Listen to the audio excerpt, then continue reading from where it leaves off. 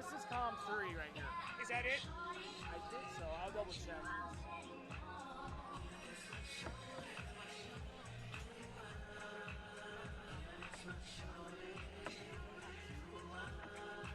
Oh shit! Hey Wyatt, which one did you run out for the microphone?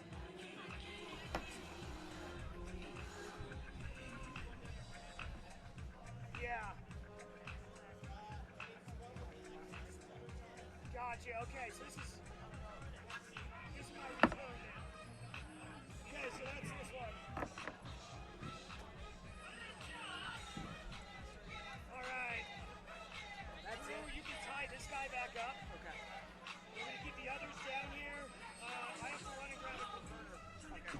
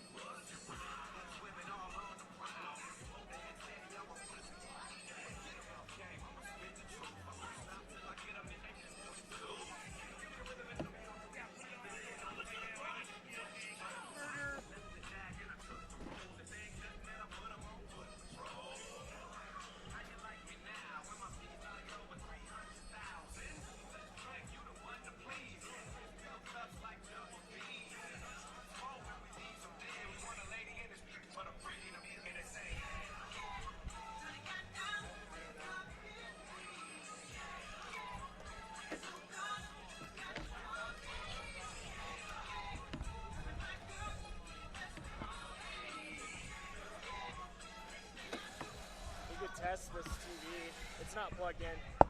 Well, I mean, even turning it on power. Oh, it's power shut off.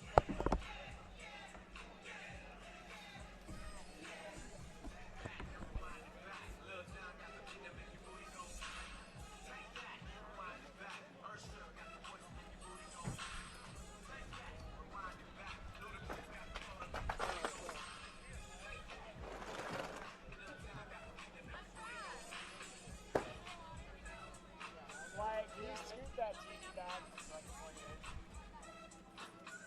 No, just scoot it back.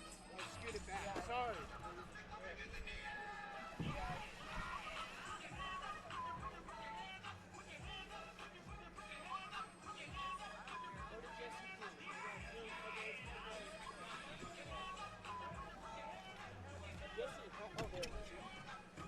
Yeah, I'm not getting power to that. Wait, that makes no sense considering I'm getting power to other shit here. There's not. Those people are gonna power. But are these two cameras off?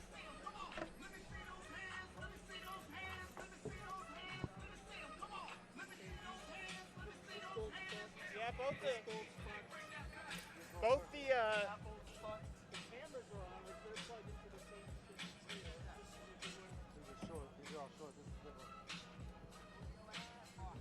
Four. One more. What you need? Oh, for you two? We're doing two over there?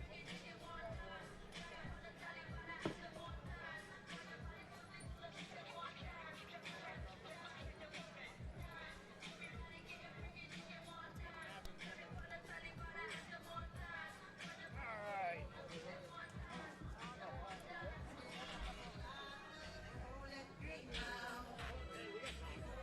We only have 10 pints, so. I know, we can blow through when we get to them. Or just fucking rain. That mist keeps making me panic, but it's coming from back there. I know, and it's getting everything a little wet, but it's okay. It's better than the alternative. Okay, where is there?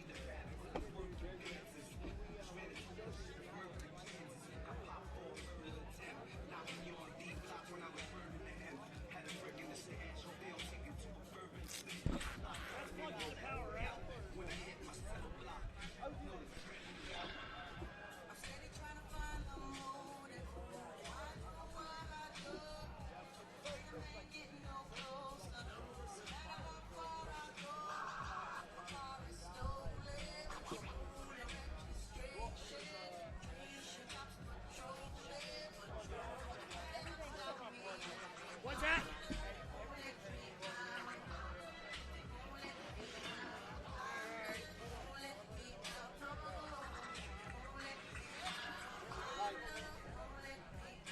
We can only put them on the corners that both gates are already fastened. So that corner's ready, that corner's ready, that corner's ready, that corner's ready, but that corner's not yet. Get it? Alright, I'll get the ladder right here, and then I'll follow.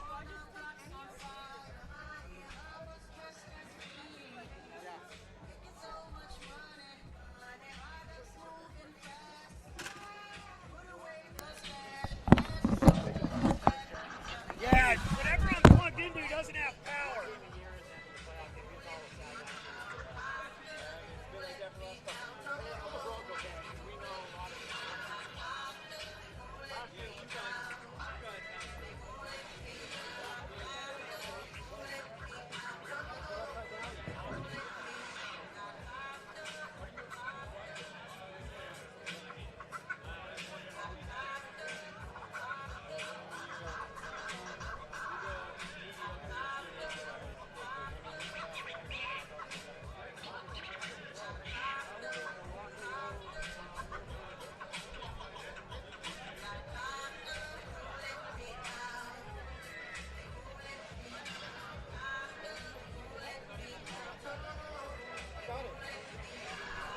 Yeah, the cameras are on. I also plugged this TV in.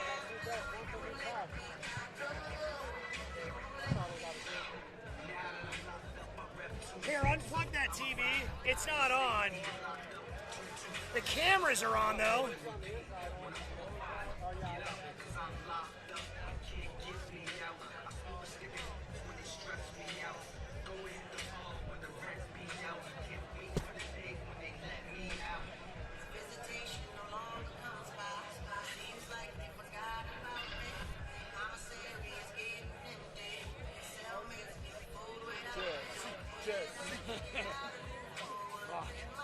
What's going on?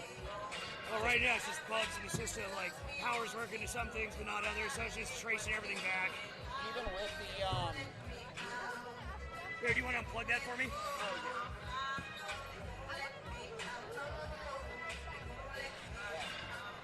AI.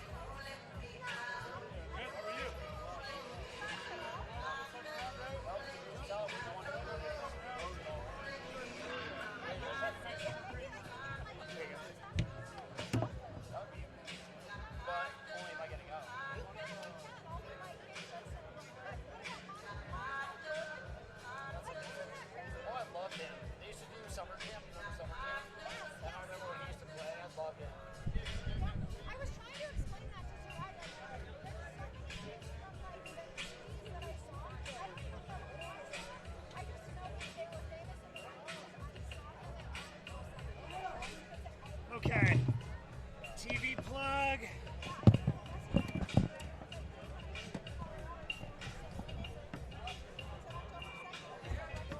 Okay. That's awesome.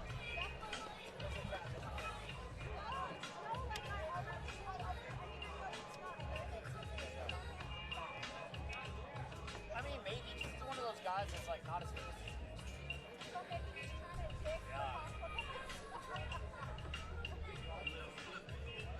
yeah, they got hit with a typhoon. So I was like covering everything.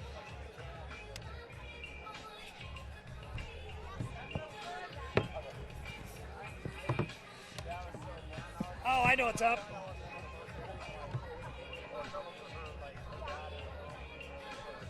Not even bad, so I think so.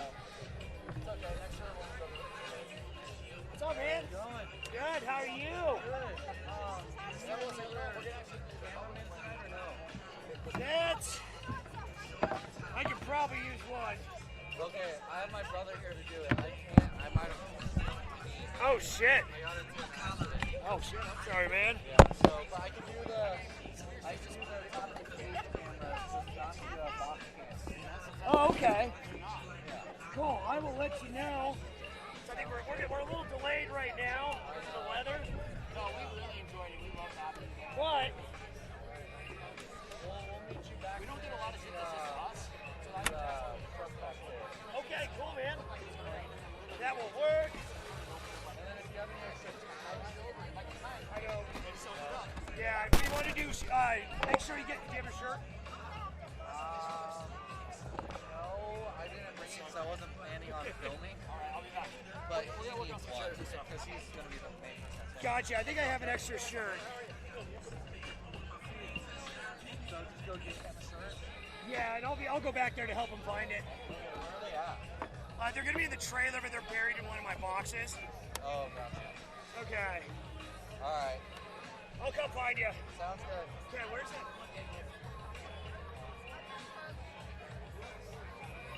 Where's the camera at? Yeah, that's plugged in.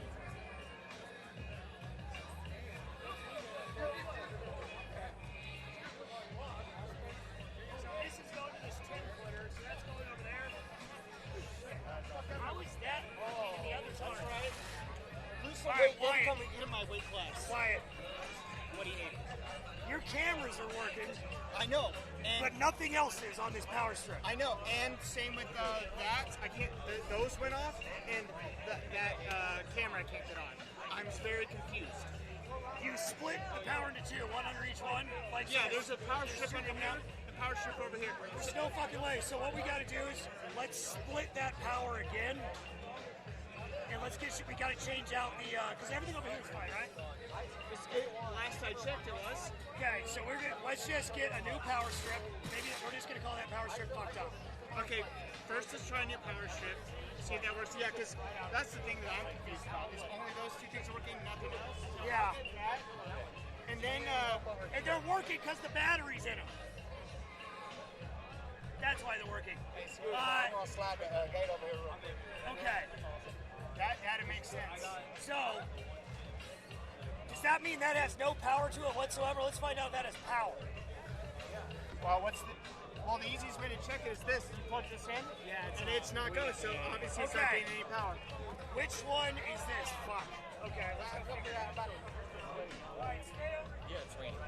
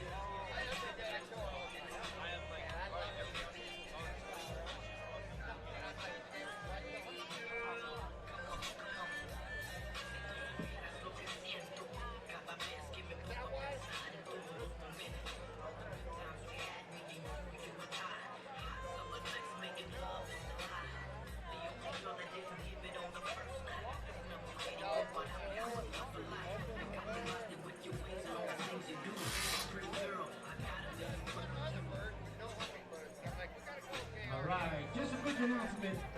Rules meeting in the back. We need the rules meeting. All the fighters and coaches in the back. Rules meeting. What, are you trying to get out?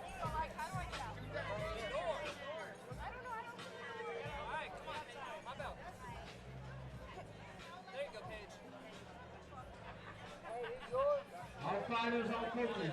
Rules meeting in the back.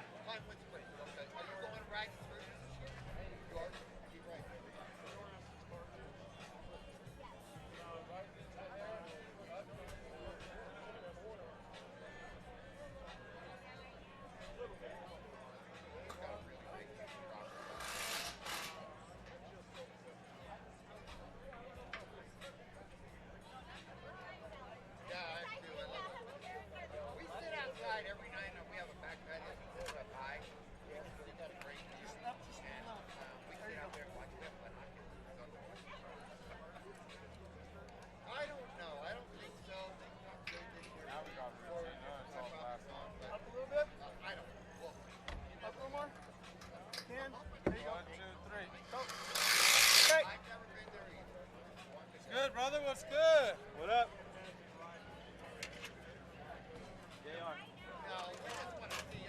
How you doing, man? I'm B-Rad. Nice to meet you.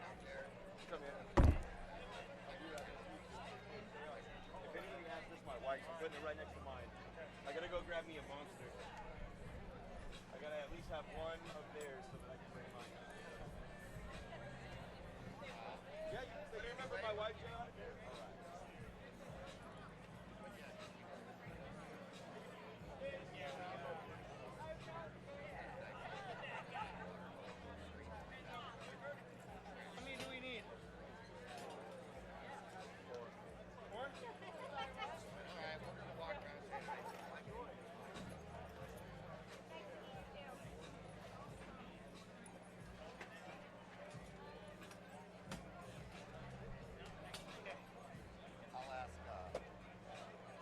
Here? Yep, might as well. Okay, let's pull this apron down. Oh wait, we give him. We did the top, everybody left us, huh? Oh my God, they're stick. Drew, get another power strip. It's the power strip. And tell Jesse to stop. We're gonna To the have right. to do that. Oh, she's got me. Where's the crew? Hey, right behind you. Miguel! Miguel! Help us. We need help. We need hands. Can we push it this way? We need to push to the right and in. Yeah. In, yep, right, just like that. Push it in now. In, there you go. In, harder. All right, 1, 2. Hold on. We're in. We're good. You can release. Go. Okay. Maybe. All right, you plugged in, Wyatt? Oh, gotcha. And I think I see a power. No, never mind. This is off. Or is that on? I don't fucking know. Oh yeah, I got power. Woo!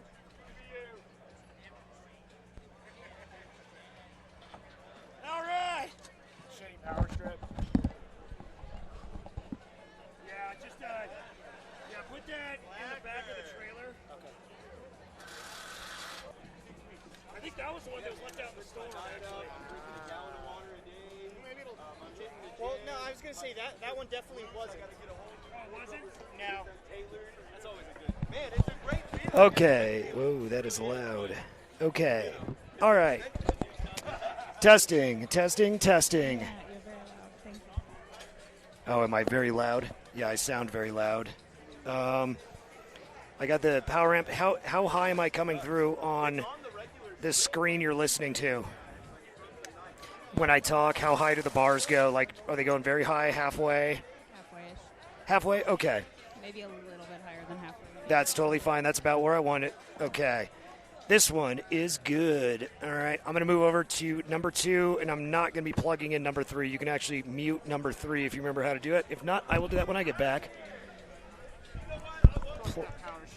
Plugging in number 2. Yes, we do not like that power strip. I need a little more slack. I need about 2 feet of slack on this.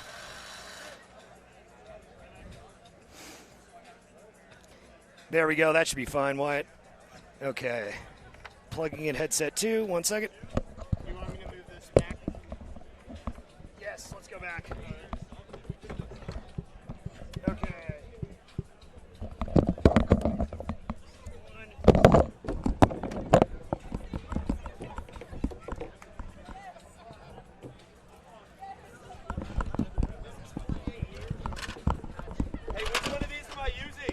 Okay, this is Jesse on 2, Jesse on headset 2. Do you pick me up? Mm-hmm.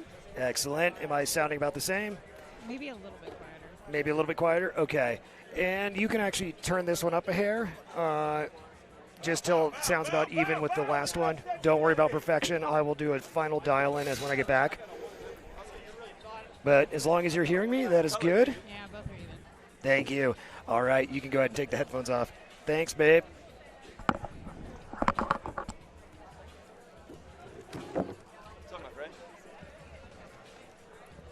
Augie and them brought the in-ears, or did you bring the in-ears? Yep, they have it. Perfect.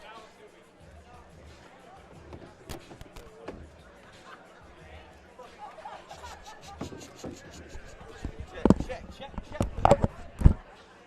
Okay. JR, yours on the far side.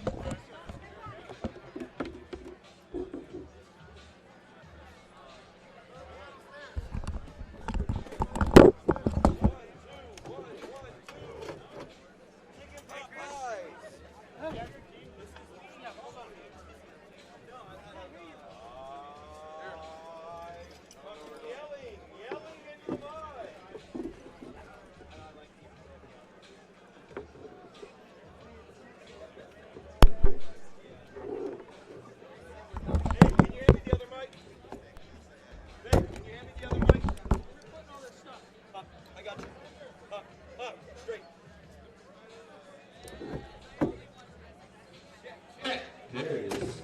That's one. We'll use that one.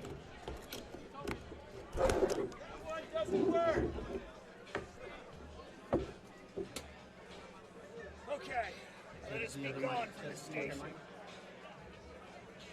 other mic isn't working. I'm testing it right here. I'm talking. It keeps turning off.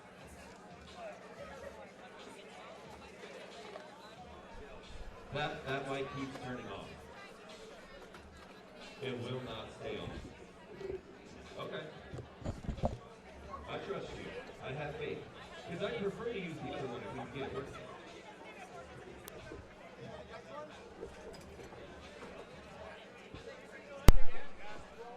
Yeah.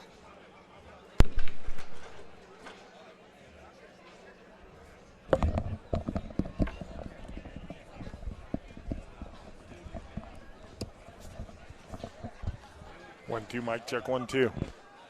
Fight fans, welcome to the show. Mic check, 1, 2. 1, 1, 1, 1, 1, 1.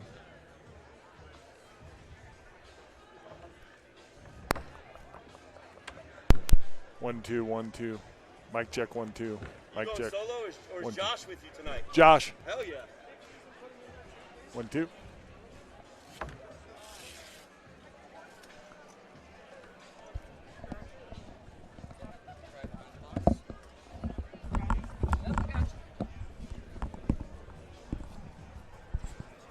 Mic check, 1, 2. Mic check, 1, 2. Mic check, 1, 2.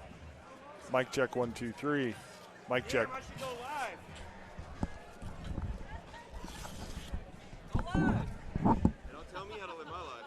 Hey, Walmart. So that middle one that doesn't have a strap? No. Try to get it to. So just the bottom one, and then try and like strap it onto the bottom as well. Yep.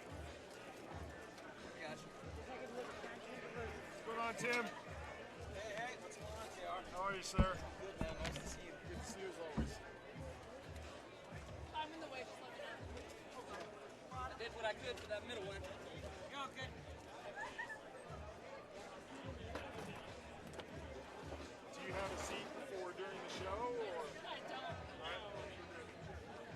I haven't gotten that far, JR. I appreciate you.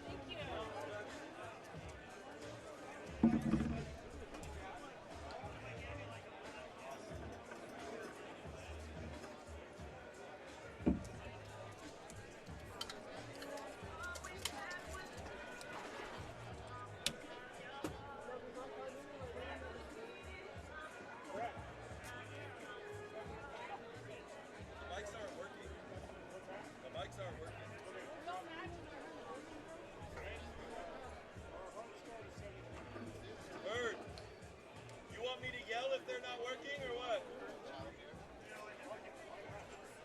I don't get paid enough to yell.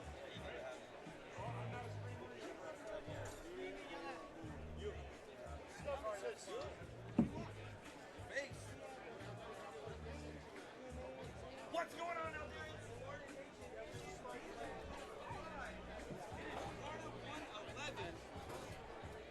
It is time. We're out here in Sedalia, Colorado.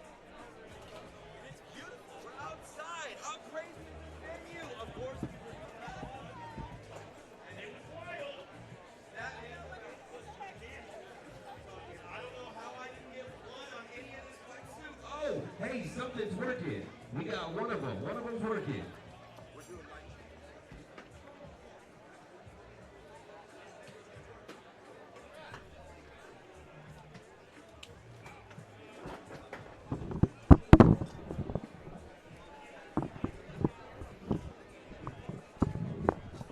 All right, I'm getting told by the boss man to let everybody know. Thank you for your patience. Welcome to Sparta 111, and we're going to get going at 7:20. We got a little bit of a delay because of the rain. It pushed us back. It took us a little bit to set up.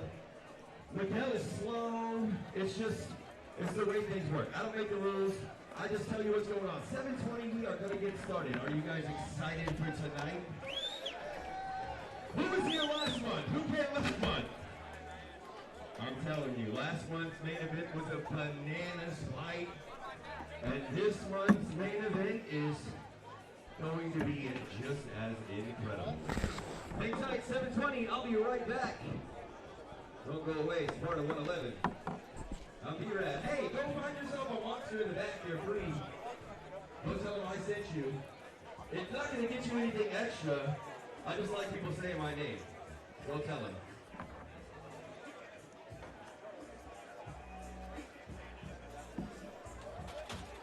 Check, yeah. That's what's going on. We're doing mic checks. We're out here. My lovely wife's in the building tonight. That sun's blocking her because I don't want you to see her. JR's in the building. What up? 720. 720. You guys heard it. Oh, I'm tripping into the ring. Oh man, Josh is hanging out with us on commentary tonight. Catch him on commentary.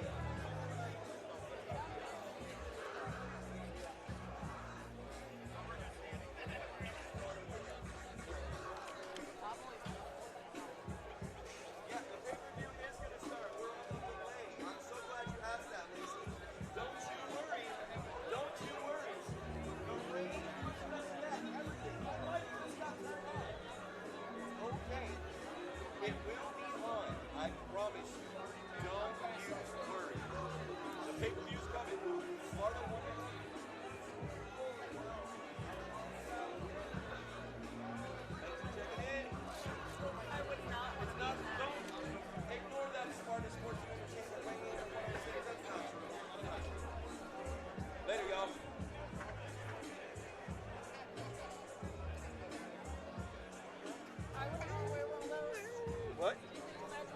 Fuck no. I don't get paid enough.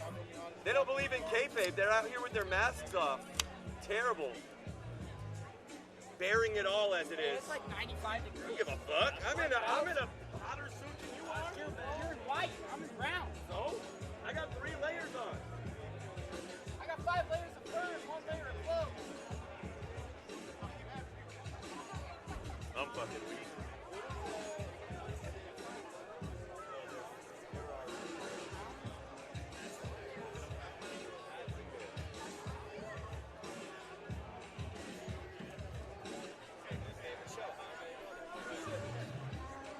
Hey, so am I using this one? Is that what we settled on? All right.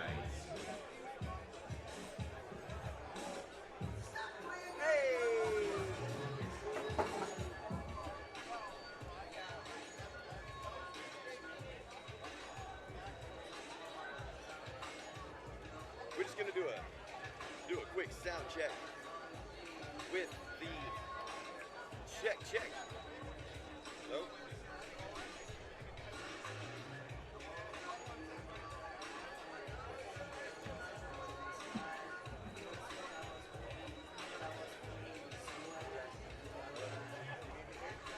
You want a monster or anything? Oh, amazing. Thank you.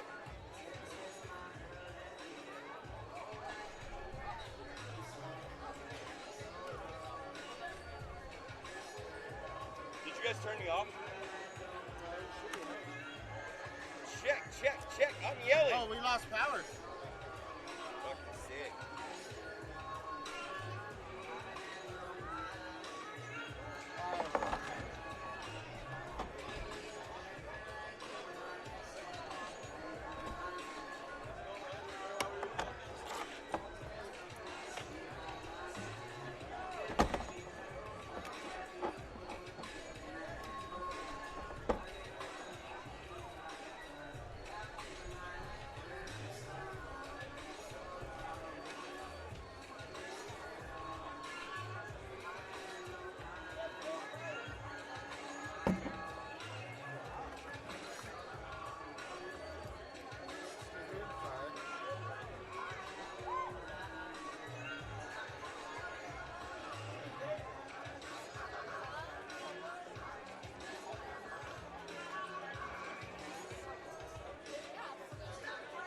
Hawk. Are you guys looking at the idiots? Why didn't we fix the power? We lose it again? Yeah, we lost power to the whole thing. There's no power to the whole thing.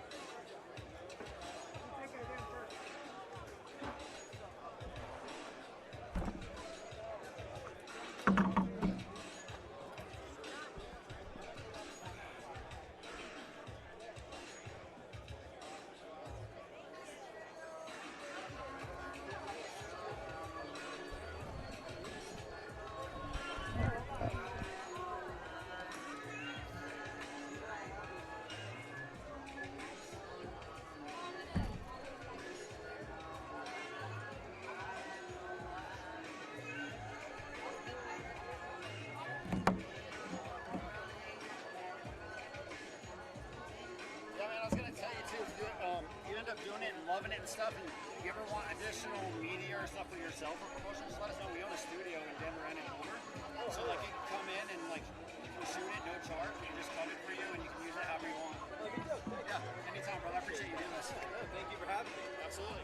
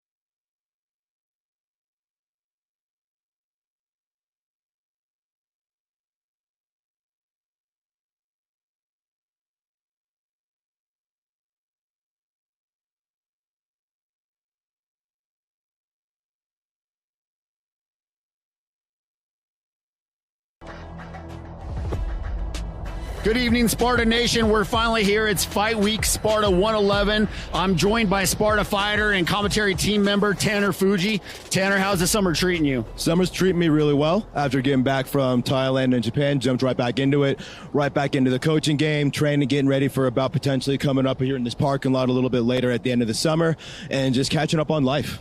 That's awesome, man. September, I'm excited. I love the outdoor events, like summer series. Like growing up, I've always loved like the outdoor concerts, and then like, you know, the outdoor fights are amazing as well. It just like, I don't know, makes it feel like summer. Yeah, no, I can't agree with you more there, Jeff. Actually, our last event in May at Wide Open was the first time I was ever a part of a outside event, commentating, fighting in any way, shape, or form. So that was a really enjoyable experience for me. So assuming that we get everything figured out for me on that date, it'd be my first time fighting, and I couldn't be more excited to maybe get a win on a cool September night over here. That's awesome. You know, it's crazy talking about that Sparta 110 fight. The fight card was fucking insane, and that bare knuckle fight at the end of the night was wild. That ended up being probably our best bare knuckle fight that we've ever had, as far as like the back and forth action. Just like, you know, Mike is such a gangster too, and his opponent, like, man, I knew that was going to be a dogfight. Yeah, Preston, when he walked out, you heard me on the commentary, when he walked out with that bear suit on, like the authentic bear skin, I was like, this man hunts bears. He is going to get a victory, and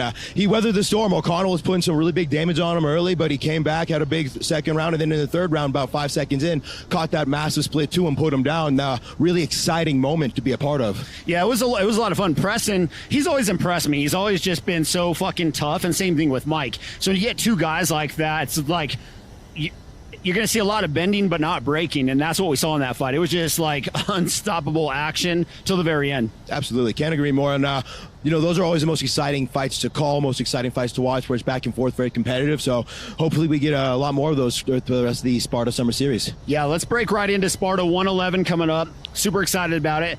Adam Vigil, first time that he's been on a Sparta card, and I want to say 10 years. The last time we had him on, I'm trying to think, but the most memorable one is him versus Ben Lugo, 145 pounds. The winner got a motorcycle that night, and Ben Lugo beat him in a split decision. Insane fucking fight. I did an all-access piece with Adam this previous week, was able to try and tell the story about what's happened in between now and then. A lot of change, a lot of character development, and a lot of finding himself. You know, yeah, I'm proud of him as a human being. Like, you know, we all walk through different things in life, and he definitely has not had an easy walk to be where he is now. And one of the crazy things that I think about Adam, that I respect about him, always have, I don't remember Adam ever turning down a fight. He had an opponent he trained for pretty much the entire camp of this. We had a change in opponent. We go all the way to Brazil. Vern goes to Brazil to find this guy that's fighting now, Bruno, who's an absolute gangster on the ground, completely different matchup. He lets Adam know. Adam said, I'm done. Let's go. We're rolling. We're doing the fight. Yeah, Wildemir Santos out of Brazil is no slouch. He's a two-time champion, one of the larger regional promotions in the country down there. 13-5, 8 of those 13 wins are coming by submission, so he's got a 62% win rate via that, so that's definitely his bread and butter. Other 5 wins are coming by 3 knockouts, 2 decisions, so definitely someone who's more keen on finishing fights. And as you said, very, very contrast and opposite to the opponent that Adam was initially preparing for. But as you said also, Adam is a dog, and he's ready to take on anyone, anywhere. He feels he's versatile. He feels confident. He believes in his faith to carry him through. And he's someone who, in his last fight for another promotion out there in Vegas, very large regional one, he suffered a broken neck and a broken arm in the first round. And he went 5 rounds with this guy and won the belt. Just truly a true testament to his character and his heart. Yeah, it's crazy. And the same thing can be said about Bruno as well. Like, he saw that Adam is, you know, who he is, and no hesitation. They took that fight. They're flying up from Brazil to Vegas tomorrow, and then from Vegas here to Colorado by Tuesday. So we're hoping to be able to do some interviews with him and whatnot. But I'm really excited about that fight. I'm really, you know, I'm just super pumped. I think that is going to be an incredible main event for Sparta, and one of the probably one of the top 205 tier matchups that we've ever had in promotion history. Absolutely. It's 2 guys that are extremely high touted, very, very real respected regional professionals. Adam representing USA, Santos Brazil, and seeing them clash on our Sparta card is just going to be a true pleasure to watch and call. Well, actually, I won't be on the call. I'll be working. Yeah. You got 4. You do it all, Tanner. You fight, you corner, you're on the commentary team. I mean, you do it all. Does it become overwhelming at times? No, I'm somebody who would rather be busy than bored, and I like to think of myself performing better when I'm in a constant kind of state of chaos. So when there's always something that needs to be done ASAP, that's when I'm at my sharpest, and I like to think that I'm able to handle it all pretty well. And I also promote the events for IKF Semi-Contact Muay Thai, which I do will be taking over Director of Operations for next year for Colorado. We do a lot. We always talk about, like, I look over one day and you're on commentary, and I just had a laugh because I'm like, this is so Sparta. Like, people have just showed up in that way, and then they're part of the family for years. You know, it's just it's a beautiful thing. Yeah, I was like 3 drinks deep, and I told Vern, I'm like, Vern, if you need somebody on the call, I'm available. I went to media school, and he said, you want to hop on tonight? I said, bet. Yeah, and then you never went home. You never left. That's how it works. You called it what, being Sparted? Yeah, but you got Sparted. Yeah. That's awesome. Well, let's talk a little bit about the co-main event. LEY, somebody you're very familiar with. He won our King of Sparta striking tournament. He's highly touted. He's got very good striking. He's well-rounded. He's a prospect for sure that a lot of people are saying keep their eye on. What's your experience with him? Ellie, I've done some training with Ellie back when he was doing a lot more time at high altitude martial arts. Since then, he has chosen to spend more time at pound for pound, and that's an amazing camp with Justin Hooten, so I cannot blame him. But he's a dog. He's someone who's also trained and fought over there in Thailand, so I know he's got elite striking experience all around. He can box, he can kickbox, he can do Muay Thai. And in terms of MMA, he's 3-0 as an amateur, but good Lord, he is so past due for his professional debut, and it's not like he's been sandbagging. It's just he's had fallout after mismatch after mishap, and it's just been a rather unfortunate series of events for Ellie trying to get his professional career off the ground. But I think that he is, because of that, ready, anxious, eager, and he is very, very prepared. He's one of those guys that's super sharp. A lot of guys make their professional debut, and they could look like they could have spent a few more fights in the amateur level. Ellie is prepared for this. That's exciting. Yeah, and we've seen that a lot over the years. Very talented amateurs that make the leap to pro versus a mid-level fighter, and they get beat, right? Just not being prepared fully for it. But there's a lot of hype around him. I was very impressed in that tournament, just seeing his skills. You can tell, he's somebody else. J-Ho down at Pound for Pound Fitness, I mean, they have elite level guys down there, now. And so, but he's fighting, again, an unpredictable fighter, a guy that has fought bare knuckle, professional bare knuckle boxing. And sometimes those guys are hard to predict on what they're going to do when they actually come out and you're in there with them. So it's going to be interesting to see, how that all goes down. Very much so. And Williams, we were briefly speaking about him earlier. I don't know as much about him as our matchmaker Vern does, but he comes to us out of Houston, bare knuckle. So he is used to dogfights. He's probably got a chin on him, and he's going to be trying to land big hand combinations. Ellie, I just believe that with who he's training with day to day and day out, the cream of the crop in Colorado, I think that it's going to be something he is able to adjust to and take it somewhere else if he needs to. Absolutely. Let's talk a little bit about your fighters on the card. I know that you're very high on some of these guys especially. So talk me through what we can expect with the guys that you have on the card. Oh man, that's like my pups. A lot of these guys, 3 of the 4, I've been training for majority of their martial arts, 10 years since they've been at high altitude martial arts. 2 of them won the Muay Thai state tournament for C class this year after about a year of training with me, and they're really excited. They're really anxious to get their debut. Quadratula Husseini has had some other MMA fights in other local promotions, and he's an exciting guy, man. Quadratula Husseini, he's someone to watch. He's got a high wrestling pedigree, state champion high school wrestler, and he's got some outstanding hands. He's one of the few people that's almost knocked me out a handful of times in the gym sparring, and he's only 19 years old. So he's got some pop, and he can go. We're just trying to make sure we can keep him tame. Romeo Rodriguez, amazing hands, good kicks, well-rounded for this fight. We love that matchup. Spencer Illman is somebody who is not as, brought up with us, but he's got a really, really fluid style, and it's been a joy to work with him. And last Rex Nicholson, about 6, going up against another Black Sheep Universe opponent who I have a lot of respect for. He's someone who, if he turns it on, if he comes out in that first round and he's on point, he doesn't need a round to wake up, it's going to be a good day. But we just want to make sure that he is able to have that. And, coming from me, you're going to see good hands, good kicks, good knees, hopefully good distance management, good offense. Who are you most excited to see out of your guys? Oh, man, that's a hard question, Jeff, because a lot of these guys feel like my kids, or it's like my little Pokemon. I always say I like coaching because I love Pokemon growing up, and these guys are like my little Pokemon out there. I've been training them, having them battle and whatnot. I think Husseini might be the one that I'm most excited for, just because I know that he's had some personal things recently that he's had to go through to get back to this point. You know, I'm someone who loves a comeback, and I'm pulling for him, and I know he's been working really hard, and he's taking his licks, and he's someone who is very, very keen to learn, keen to instruction. He does whatever you say, and no, they all do, but just I think with him coming into this, what he's overcome in the past few months would be cool for me to see. Yeah, it's amazing. Let's talk a little bit about Bruno Nicoletti, right? There's been there's a lot of hype behind this guy, and to be honest with you, first time I seen him, I've seen him in all the pictures with Justin Gaethje and Archie Colgan, and so I just thought he was another pro. I had no idea that he's never fought before, and that he's just been training. He's a very, very high level wrestling. How high level is his wrestling? He's a two-time D2 All-American out of Colorado Mesa over there in Gunnison, I believe. Could be mistaken on that, but he has 86 wins. He's a two-time national qualifier, and just coming off of those accolades, that was able to land him a pretty good spot in the Onyx Training Center, Onyx gym, where you see all those high-level pros with all the very, very recognizable white walls. He, I believe, is based out of Team Victory down in Colorado Springs with Gilbert Smith, UFC veteran, who has his son in the UFC as well. So Nicoletti surrounded by high-level talent. He's also, if I'm not mistaken, a 2025 IBJJF world champion. Okay. And a black belt at that. So someone who is very, very dangerous on the ground and is very, very capable of getting it to the ground. Yeah, he's so humble and respectful, and actually I had met him through an entrepreneur opportunity instead, because he's also an entrepreneur and he runs a software company called Hummingbird.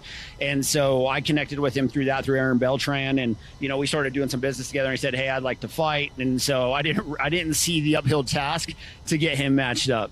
Right? Like, there's not a line of people match up. So kudos, mad respect to his opponent that's taking it. But also, too, to be fair, you don't always know what's going to happen in that debut. Years ago, we had a very high-level black belt in Brazilian Jiu-Jitsu who crossed over, and he struggled in MMA. He lost a few of the fights coming out of the gate because it was so different from just the Jiu-Jitsu, though he was, like, world-class level Jiu-Jitsu. Absolutely. It's always going to be challenging, or there's going to be that learning curve, or like that moment of adjustment where you're trying to do something at a high level competitively for the first time, even though you've got a background in something adjacent and similar to it. It's your mind's working with a little overtime to try and put everything together, but yeah, as you said, his opponent Talame Scott, respect him for taking this matchup. He's got momentum. He's someone that just got a win on our last Summer Series card at the Wide Open Saloon, and I believe that was his first win in 4 years, so a little bit of comeback, and it was a finish at that first round rear naked choke. So Talame Scott, no slouch. He's had some fights. He's got experience, and he's capable on the ground, it would appear. Yeah, it's exciting. The first fight of the night that we had is Sakuka and what is his name? Silva. They fought. This is a rematch, and that fight was fucking chaos. It was just pure raw, like it was just a dog fight, and it was so crazy. I'm actually excited to see that fight again because it was just wild. It was absolute fireworks, and Sakuka is someone who's been super active. He is someone that just also fought on our last Summer Series card at the Wide Open Saloon. He had a tough matchup with Brian Sanchez from Thrashers, who's been really hot this year. But Sakuka, in that matchup, I mentioned on the broadcast, it looked like he came out a little flat. There could have been some things leading up to the day or leading up to the fight that he might have done differently to maybe have a little more energy. I think before he leaves the country for a while to go to Samoa to go learn how to do some tattoo work, he wanted to avenge that, and I think he's going to have that fire under his ass to come out here and put on a strong show to open up the night for us. That's awesome. I'm excited. I mean, and we're going to continue the momentum after this. We go right into August 22nd here for Summer Series again. So they're going to have Sparta 112 here. And then we break into, we go out to Pueblo again for September 12th. But we're doing something a little bit differently this time. We've been in the music business. We're bringing back concerts. We're doing Uncle Cracker on Friday, September 11th, followed by Ring Kings in Pueblo. It's just going to be a ring, not a cage this time. We're going to have bare knuckle boxing, and kickboxing and Muay Thai. So I'm really excited about that. Then we're going to roll out of September 19th here at Denver Sparta building. We're going to finish up our Summer Series out here. Hopefully you're on that card as well. There's some, Junior Columbus is talking about he wants to be on that card as well as some other big names. For August, we got Selena Rowland back too. And she's an animal. I'm really excited to see her back, training, That woman is an athlete. Is she matched up with anyone yet, or Yeah, are we she still? is. Who's Yeah, he got? If you're willing to disclose. Yeah, they brought her an opponent from Missouri. Vern has it on there. I'm honestly not too familiar with her, but I heard that it's going to be a good scrap. I've heard murmurs that there's going to be some other really notable Sparta names coming on there, like Carol Castagnocang. Is that someone that she has been matched up with? Or are we looking to get her on that card? I think we're looking to get her on the card. We don't have her on yet, but Vern has another female fight, a title fight on that card, and I want to say it's Macy Atkins versus the girl from Chaos in Colorado Springs. Okay, Kenzie, okay. Yeah. And Macy Atkins out of pound for pound. Yeah, yep. Who was nominated for Knockout of the Year last year for Sparta. Yeah, that's gonna be a great fight. And then we're not sure what's going on in October yet, but November 14th we're back at Blue FC Arena, and that is going to be loaded. You saw I made the post the other day. You saw me comment on it. Yeah, we've got the lines of people on it. I'm like, come on, Tanner, we got to get you on that one too, brother. Hey, well, I'm planning on putting on a good show if we can get a matchup for me in September, selling lots of tickets as I would hope to do, as I did for my previous matchup, and maybe have a good fight for that one, good win. Maybe look at something a little more exciting on that November card. I'm hoping to finish the year strong for you guys. Yeah, no, you looked really good when you came out last time, and like you're looking in shape, man. I know you train hard, so we're excited for that. Thank you. I want to give a quick shout out to our sponsors, Mike Maroney Ford Longmont. Without them, it's not possible. We also want to give a big shout out to Ramos Law, the official law partner of Sparta, and they're also our partner in Project Uplift. A lot of the community stuff that we're doing out here. We're going to be doing our Back to Shoes for Kids program coming up here in just a few weeks, with August right around the corner. So we're going to be putting out more details for that.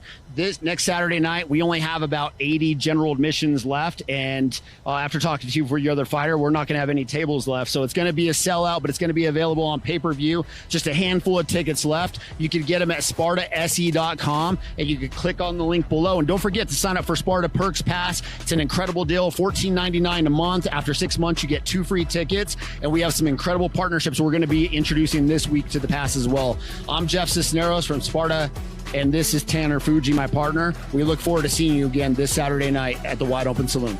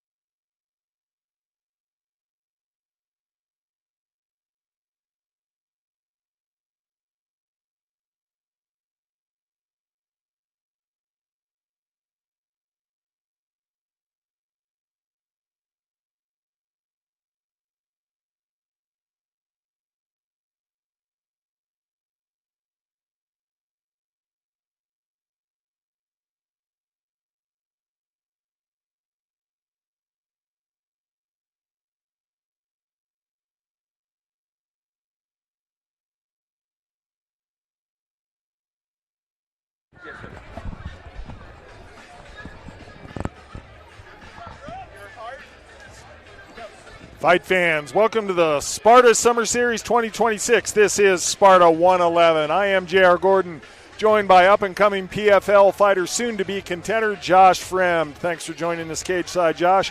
We are at the Wide Open Saloon in beautiful Sedalia, Colorado. Tonight for the card, we've got 5 MMA fights. 2 of them are within the pro division, 1 for a world title. We've got 1 Muay Thai fight, 3 kickboxing bouts, and 1 boxing match. Let's take it up to B-Rad for the national anthem. Before we do anything, I have a little bit of housekeeping. If you drive a brown Tesla and you are parked right over here, I swear on everything that I believe in, there is a tow truck ready to tow your shit away. Please move it out the fucking way! Sparta Nation, how we doing tonight?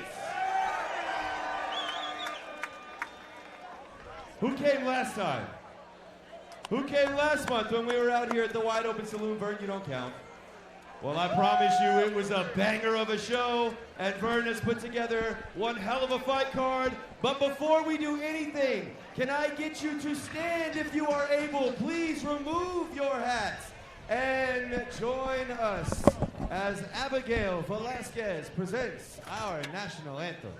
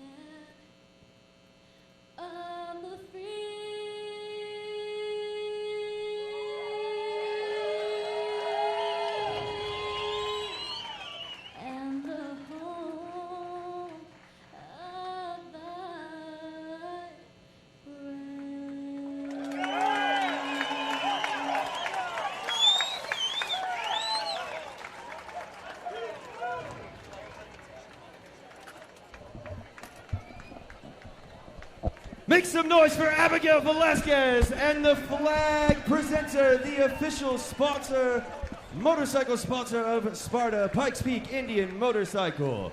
Are you ready?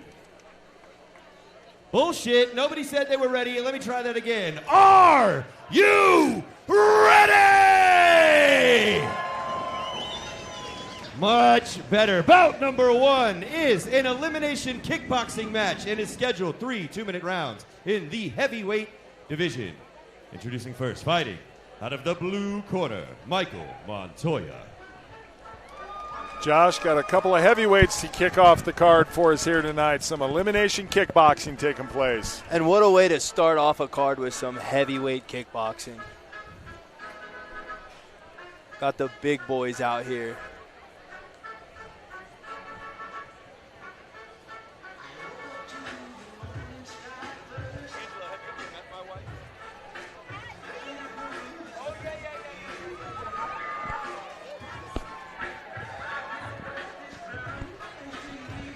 Mr. Michael Montoya making his way to the cage. Ring, excuse me. I'll make that mistake more than once tonight, I promise.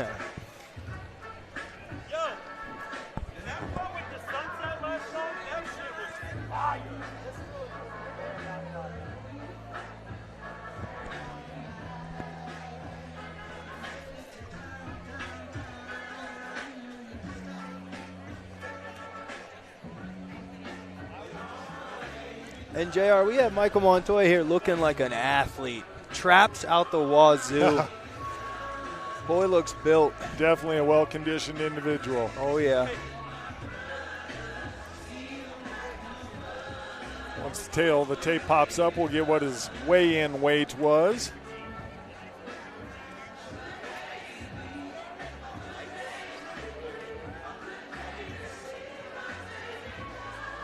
Solid legs on Mr. Montoya as well. Oh, yeah.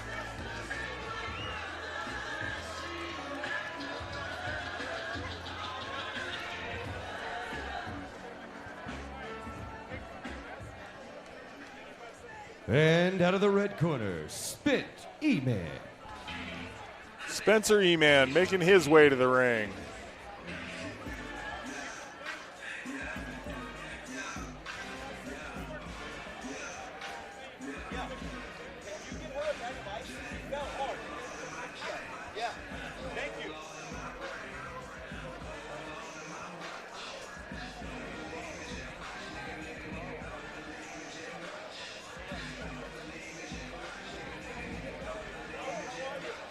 Tanner Fuji, who we normally have on the mic next to me, taking care of some cornering duties tonight. I believe he has 4 fighters on the card this evening. Oh, yeah. Tanner Fuji will be busy as always. He's cornering you at your upcoming PFL fight. All right, here we go with the tail of the tape. Michael Montoya out of Colorado Springs. He's a 20-year-old combat stylist making his debut at 6 feet tall, 247 pounds.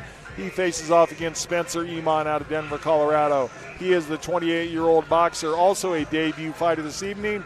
A little taller at 6 feet 4 inches and 230 pounds. 467 pounds in the ring. And let's not let these physiques fool you. That's the beauty of fighting, is we don't know. It's either you know how to fight or you don't know how to fight. And we got 2 debutantes here, and this is one of the beautiful things about combat sports is seeing people make their debuts. How do they handle the pressure, the lights, the adrenaline? Well, you know what that's like, making your first walk to the cage. You've been there. Give us a little insight. Oh, man, it is the most fun, the scariest thing. And here we go in the cage for the announcements.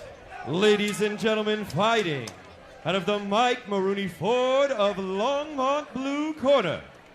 This man is a Waffle House combat fighter. It is his debut fight.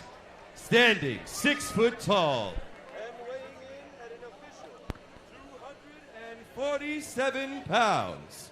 Representing Black Sheep Universe. And fighting out of Pueblo, Colorado, Michael Montoya!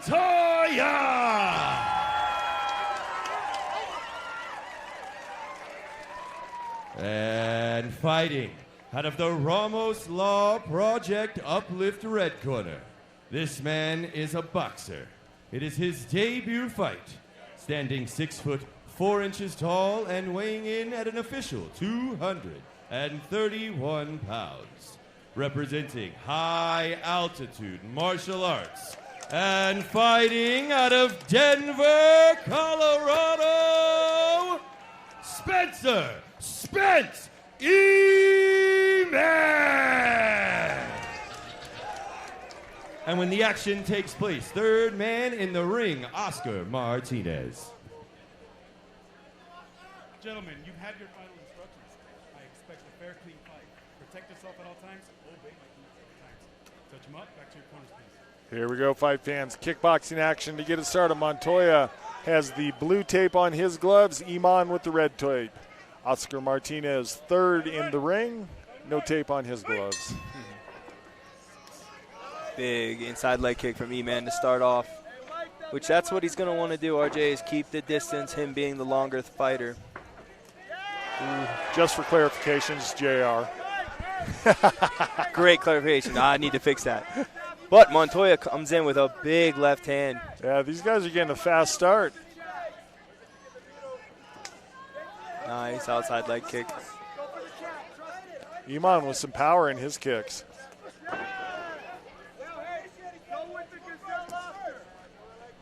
And this is the thing about debutantes. We're not going to have that much of a feeling out process. These boys are just going to get after it with all that adrenaline going. It's his third time Montoya's landed really solid body kicks. Let's see if that pays off. A little money in the bank. Oh, good thing Montoya had his guard up for that. Iman, nice job picking that kick up high.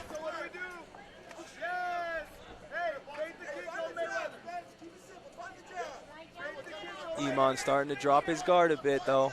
Corner of Iman calling for more jabs. Yeah, and there he took a big left hand, did Iman. That was just a slip.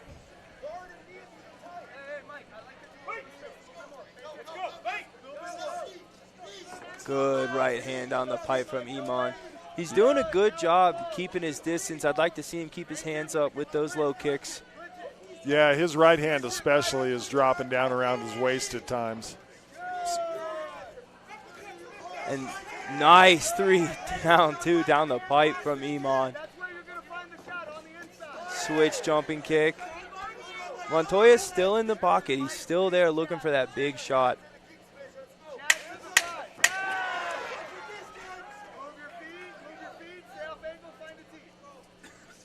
Nice right hand. Both contestants are throwing really good inside and outside leg kicks. And for the first round, for both them making their debuts, that was very good. Agreed. See how their conditioning is. And speaking of Iman not even electing to be on the stool, you can see the left side of Iman starting to redden up quite a bit around the rib area. So those body kicks of Montoya are definitely having an effect. I do want to comment here just real quick as we have ring bearers instead of ring girls. Yes. Sparta, that is amazing. How I Met Your Mother is one of my favorite shows, and ring bearers, hilarious. Seeing on the replay here that right hand of Iman we mentioned several times how it was dropping low, and we watched Montoya take advantage of it right there. Yeah, and just the styles of these fighters, that's what Montoya is going to want to do is explode with big punches and get on the inside. Iman's got to have to keep him out at a distance. Ready? Let's go. Hey!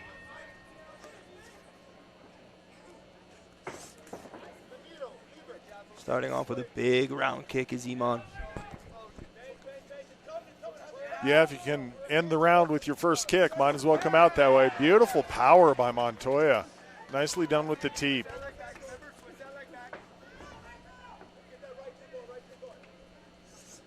Ooh, big round kick to the body from Iman. Really finding success early with those kicks.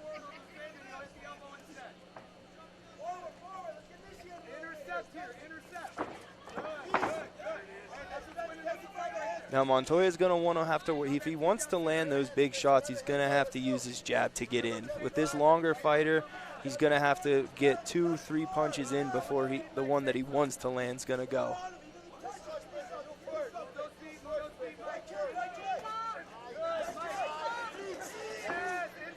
Good inside work by both fighters, each able to score well.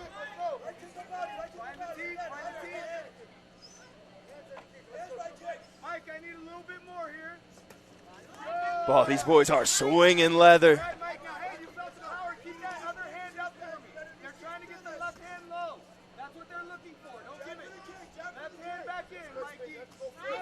Both gentlemen throwing these body kicks, doing very good with both of them.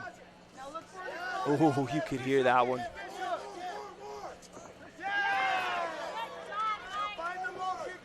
One of the best punches of the fight for Montoya landed there, and he did exactly what you said. Josh set it up with other punches as he was stepping in. Oh, heavy leg kick. Caused Montoya to switch stances, and so Iman just went into the other leg. Iman's going to want to get out of this corner. Montoya's unloading here. Great end to the second round. Good flurry from Montoya at the end of that round. And this is how you want to start a fight, a card. 2 heavyweights throwing leather, getting the crowd on their feet, excited. These boys are going after it here.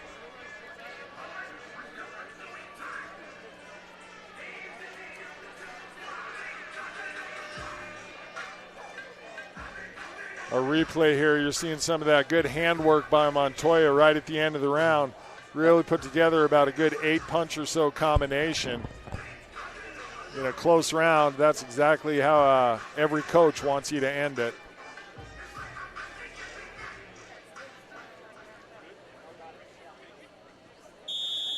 All right, round 3.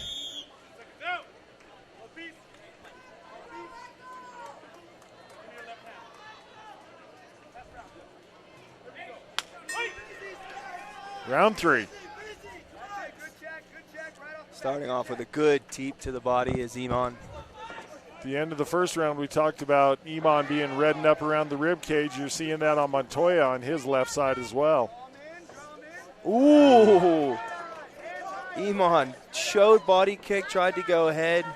Smart on Montoya to avoid it.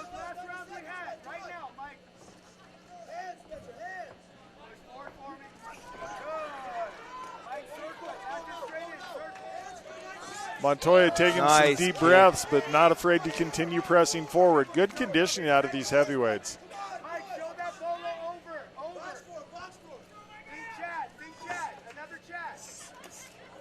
Jump switch kick to the head by Iman, showing off his athleticism. That's what I said in the beginning. Don't let these physiques change your mind. This boy is an athlete.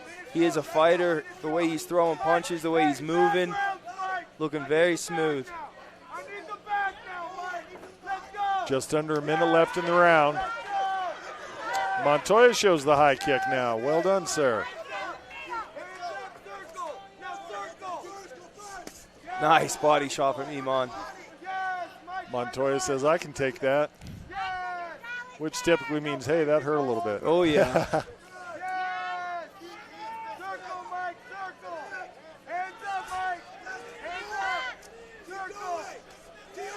Ooh, 3-punch combo by Iman coming in here. Montoya bites down on his mouthpiece, takes a deep breath. Just about 15 seconds to go. Iman trying to put his stamp on the end of the round like Montoya did last time. And now Montoya turns it around.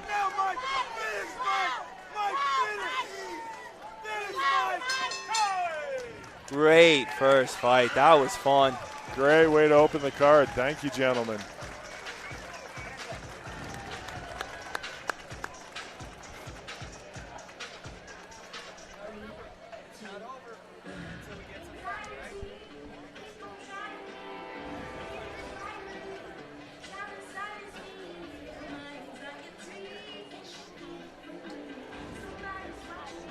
Again, was checking out the very end of the round here, and this time Iman did not let Montoya steal it away. Well, I can't say that he stole away, but he wasn't the only one flurrying at the end of the round like we saw at the end of the second. That's the beauty of commentating here is we get to watch the fights. The That's judges, right. they get the hard part.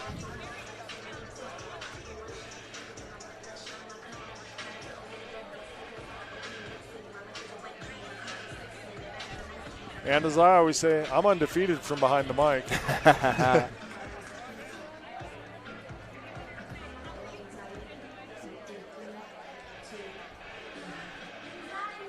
Looks like B-Rad has the official word,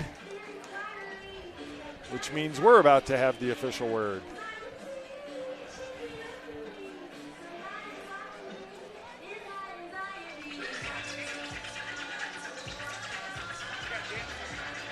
And both the gentlemen to the middle of the ring.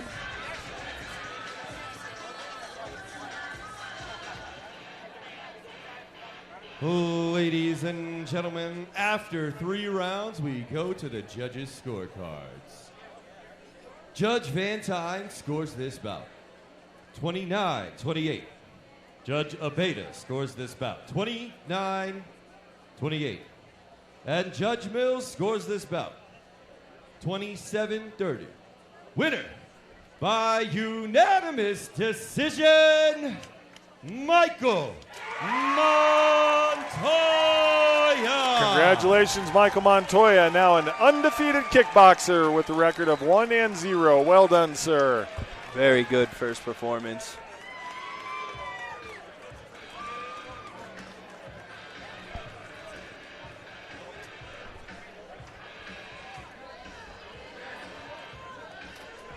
Oh man, I do gotta plug something real. Oh shoot, I'm dropping foil. We can't be dropping foil. Let's see. We got some concerts coming out here to the Wide Open Salute. Let's see. Oh yeah, that's right. Next weekend, you got to get out here. Moonshine Bandits, August 1st. You can get your tickets at wideopensaloon.com. Make some noise for Michael Montoya!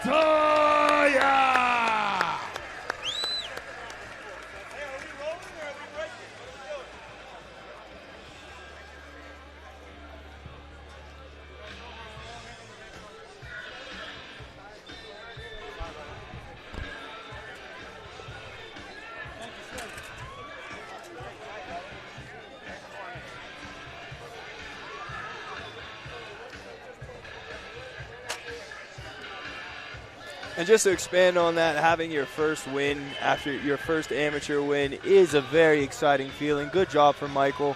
Sure, he put a lot of work into that one. It showed, for certain.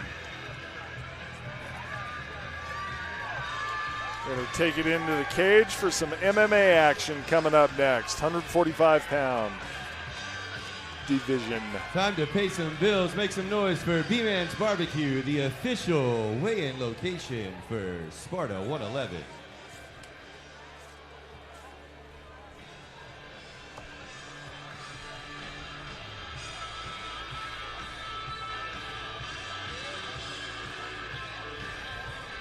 We facing you? Are we facing you? Am I facing you?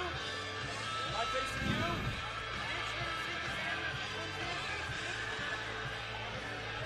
Right now, though. All right. Ladies and gentlemen, bout number 2 is an elimination MMA bout. Scheduled 3 3-minute rounds in the featherweight division of 145. Out of the blue corner, Angelo Bonilla. Mr. Angelo Bonilla making his way to the cage, representative of Trials MMA. In his corner, you see Ryan the Lion Schultz, former IFL fighter.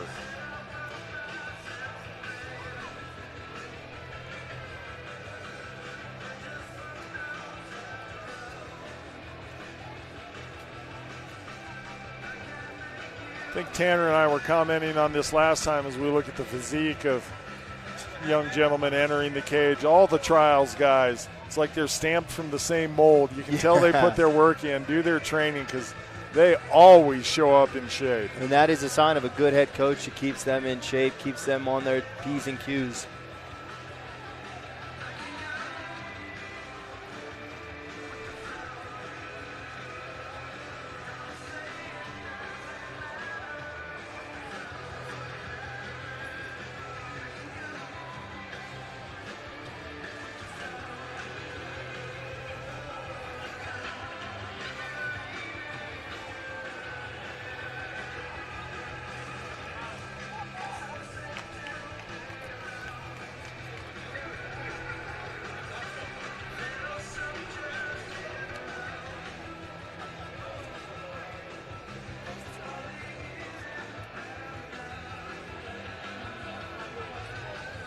And out of the red corner, Kudrat Husseini.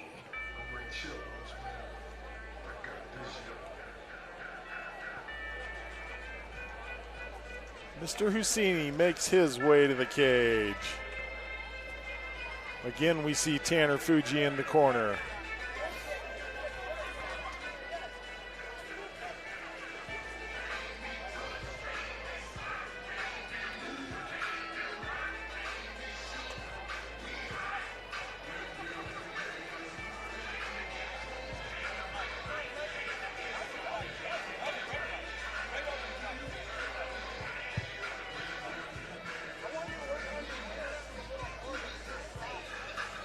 All right, our tail of the tape gives us Jim Bonilla out of Fort Collins, Colorado. He's the 18-year-old freestyle fighter with a 0-1 record, 5 feet 8 inches tall, 145 pounds. Faces off against Kudrat Husseini out of Denver, Colorado. He's the 20-year-old striker. Record 1 win, 2 losses. A little taller at 5 feet 11 inches. Also made 145 pounds.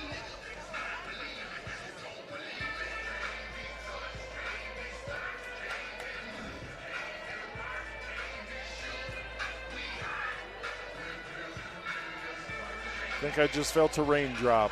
That would not be a good thing. That would not be good. I did check my weather app just. Oh, look at that picture right there. Beautiful. That is beautiful. Colorado. Yeah, I did just check my weather app to make sure because I saw some clouds, but it looks like we're in the clear. Good. Good. And we get a look at the next generation of fighters here. Both young gentlemen, still very early in their amateur careers.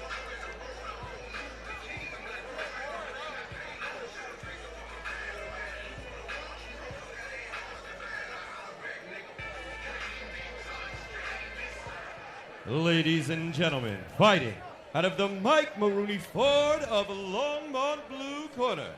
This man is a freestyle fighter with a record of 0-1. Standing 5 foot, 8 inches tall and weighing in at an official 145 pounds. Representing Trials MMA and fighting out of Fort Collins, Colorado, Angelo Bonilla.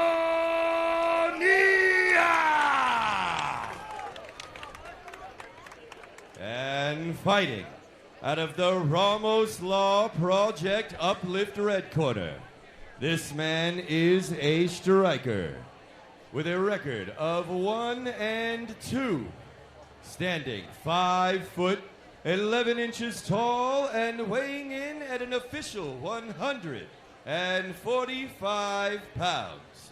Representing high altitude martial arts and fighting out of parts unknown, Kudratula Kudrat Husseini.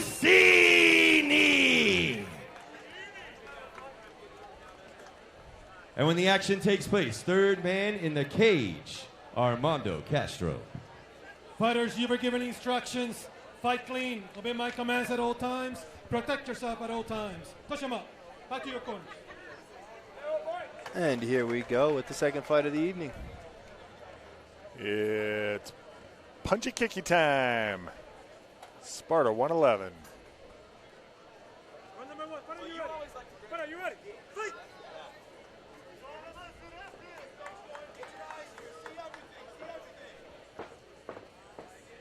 Husseini starts out with a nice outside leg kick.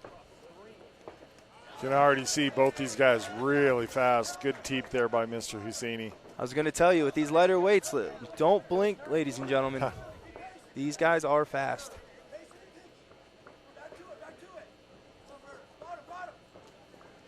Husseini has a really good read on the distance early on. I think Bonilla wise to try to close that distance and get the takedown here. Good defense. Wants to be careful with those elbows not coming down on the spine. But doing a good job trying to raise Bonilla's arms off his leg. Oh, he readjusts. Bonilla looking to wrap up the double. That's what his coach was calling for, and he got it. Clasp his hands, dumped him down. Doing a good job looking to lace the legs. Those elbows are not comfortable. Good job getting his hips up, though. Big lift here by Bonilla.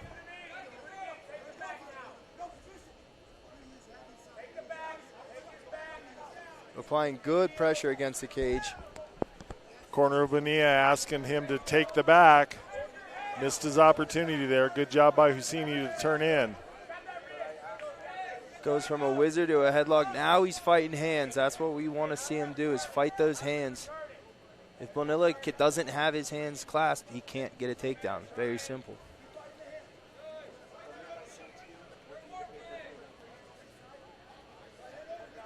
Husseini trying to turn in, able to do so effectively. They're in the corner of Hosseini where he can listen to his corner.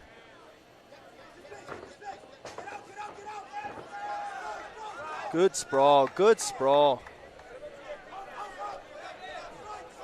And now without getting that takedown and exerting all that energy, where is Bonilla at with his conditioning?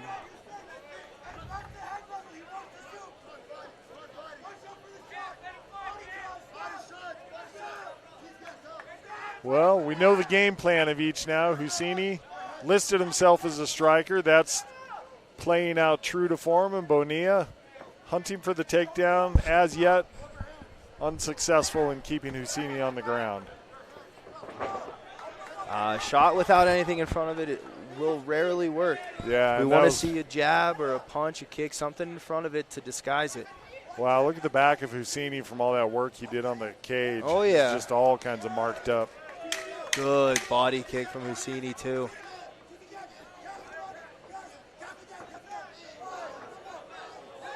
There we go. Takes the back, a little too late. A good first round by both gentlemen.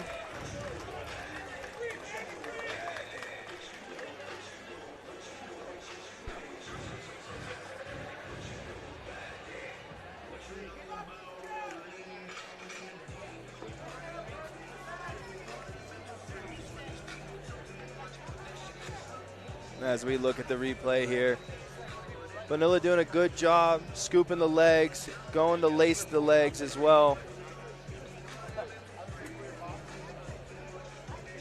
But Husseini does a good job getting back to his feet, switching his hips. Yeah, Husseini very active in his takedown defense, just did not give up anything, was not willing to concede the position. Nice job keeping himself from being taken advantage of on the ground.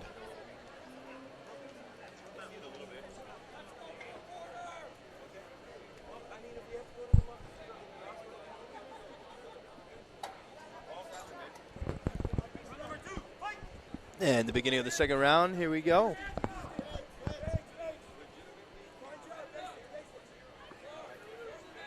You hear the corner of Husseini yelling for that long jab, keep that quick jab in his face. Husseini just so measured in his distance, both offensively and defensively. He has a really good read on the length of Bonilla. Big right hand. He does. He looks very calm, very collected, very comfortable in the striking game. Yeah, you can tell he's used to having strikes coming at him. Good sprawl. Nice knee to the chest. That was beautifully done, but it allowed Bonilla a chance to close in.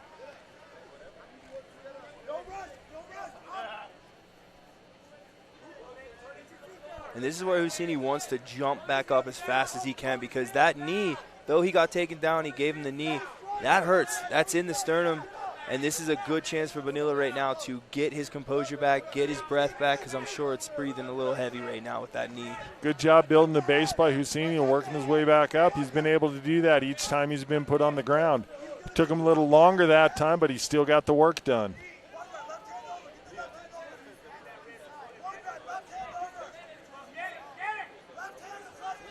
Big lift. Oh, grabbed the cage there.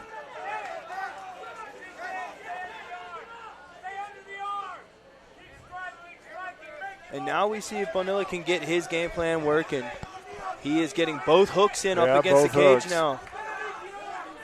Corner of Bonilla asked him to continue with the striking, and he's doing just that.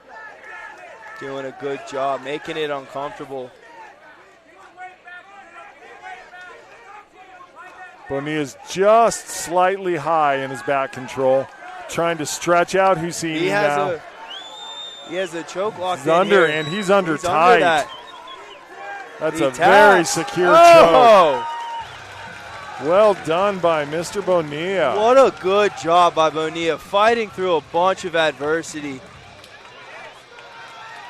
He really had to work for that one. Oh, yeah. He was not looking comfortable in the striking, but he stuck with it, kept after the takedown, and eventually got it, was able to get hooks in, kept the work going, and snuck in that choke.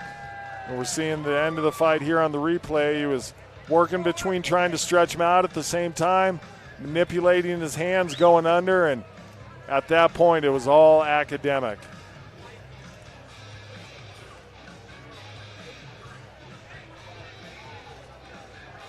So on his record, his O will go. Now has a win in the, or a mark in the win column.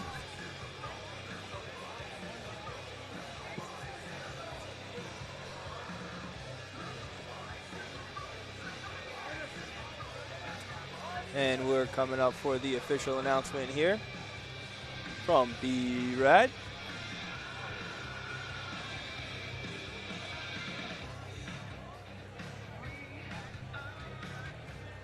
Ladies and gentlemen, make some noise for both fighters in the ring one time. Now make some noise for me for being stupid because we're not in a ring, we're in a cage. Referee Armando Castro has called a stop to this fight at 2 minutes and 6 seconds of the second round. Winner by way of rear naked choke, Angelo Bonilla! Congratulations to Angelo Bonilla out of Trials MMA. Goes home with the victory. Well done, sir. Now, I didn't want to comment on it officially when it first happened, but as I've been doing commentary, you know, I've noticed a trend with certain songs. And I don't know if you heard the Roy Jones Jr. song. That's one of them that Husseini came out to. It just feeds into the trend. There's certain songs that you just don't want to walk out to.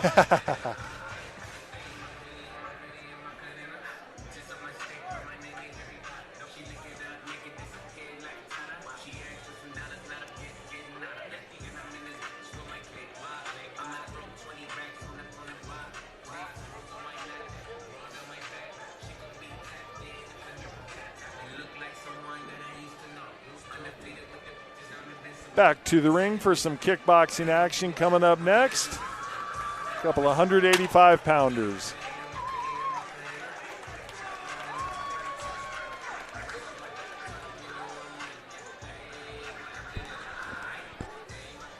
Those clouds are scary.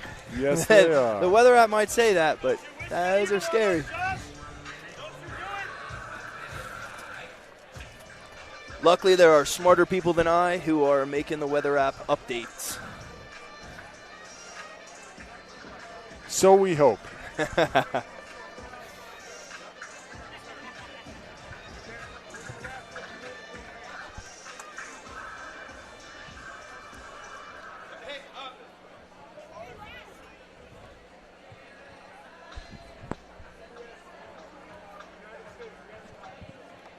Hey, ladies and gentlemen, before we get into the next bout, I got to do a little housekeeping. Don't forget, we are raffling away a motorcycle. That means we're giving it away to you. All it costs you is a raffle ticket. You got to head on back that direction. Look at me in the white suit. Go that way. Find the motorcycle. Go buy a raffle ticket. We are raffling it off before the co-main event. Before the co-main event? Yes, before the co-main event. Tonight, you could be an owner of a motorcycle. Somebody is. It could be you. And the only way you could win is if you go buy a fucking ticket. That's it. Go buy one. I got to make one more announcement. We got a new sponsor. New sponsor, new sponsor. Where is it? Where is it? All right, I can't find it. Derek, we'll do it in a little bit. Bout number 3 is a kickboxing match.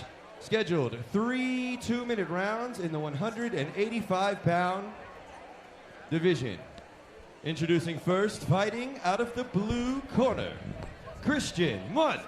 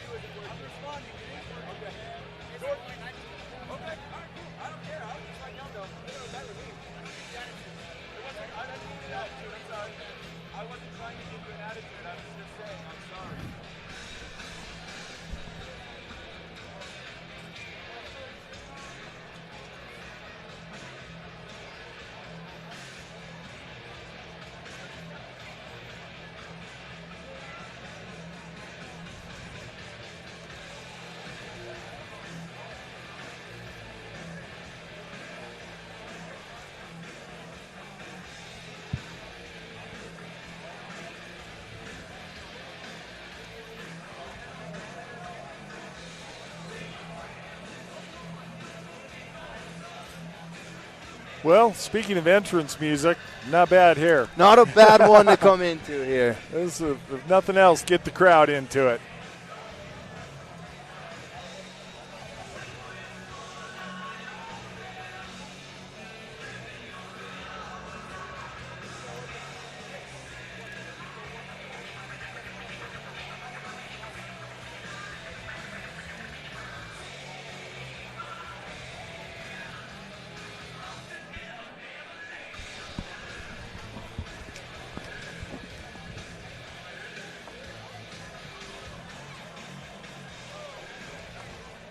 And fighting out of the red corner, Corey Mayer.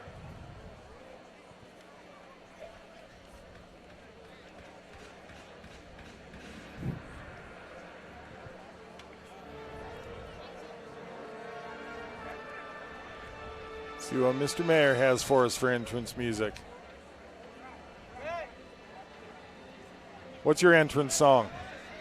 I usually come out to a Tupac Ambitions as a rider, but lately, at least my last fight, PFL will not allow me to use that one. So I will come out to Fantasy by Mariah Carey to get the crowd going. Nice. But I like this one we have from our competitor here. It feels like we're on a voyage.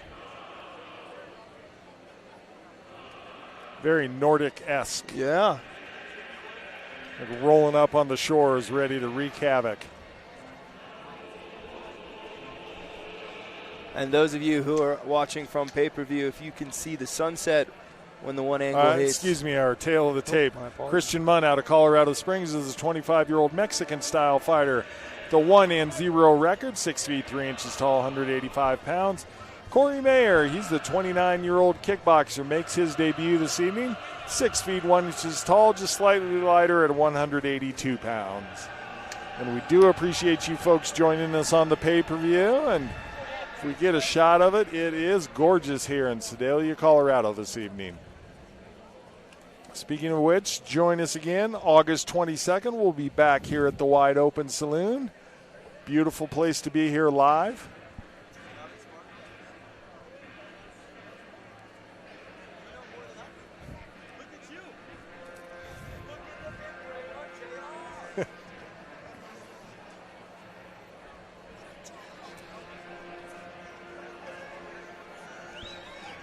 And Munn steps into the cage.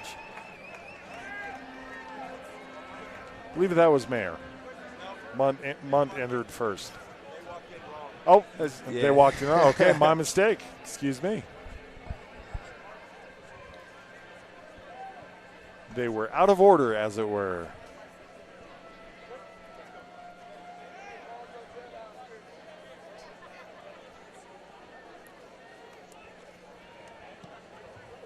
All right, now let's pay some bills. Shout out to Dave & Buster's, the exclusive Sparta Watch and Play Place official watch party and Premium Perks Pass sponsor.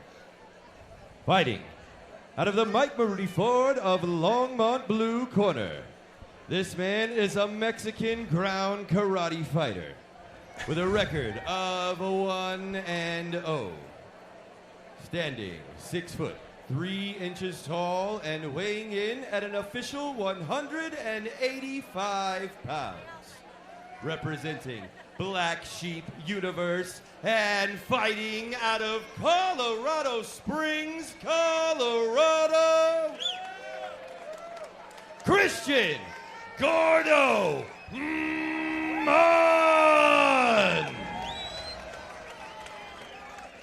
And fighting out of the Promos Law Project Uplift Red Corner, this man is a kickboxer. It is his debut fight. Standing 6 foot 1 inches tall and weighing in at an official 183 pounds. Representing G-Town Brazilian Jiu-Jitsu and fighting out of Gillette, Wyoming, Corey Mayer. And when the action takes place, third man in the ring, Oscar Martinez. Gentlemen, you've had your final instructions. Protect yourself at all times. Obey my commands at all times. Touch him up, back to your corner. Munt with the blue tape on his gloves, Mayer with the red.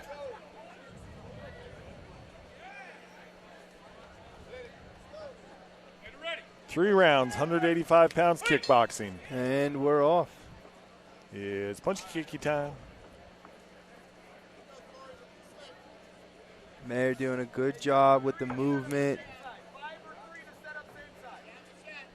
Munt looking very bouncy, very flow. Yeah, real smooth with his footwork. Ooh, yikes. That could have been ugly.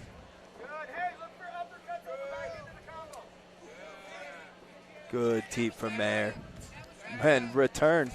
Munt just has a really calm demeanor about him.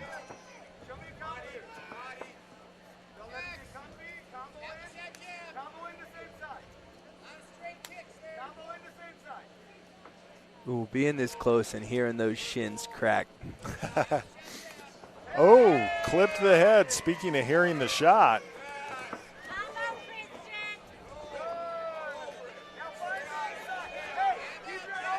Munt looking very technical with his punches. Very crisp.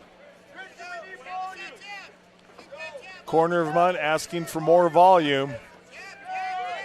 Does seem like he's waiting for something to happen a little bit. And as a lot of coaches will tell you, if you're waiting to get hit, you'll get hit. Yeah.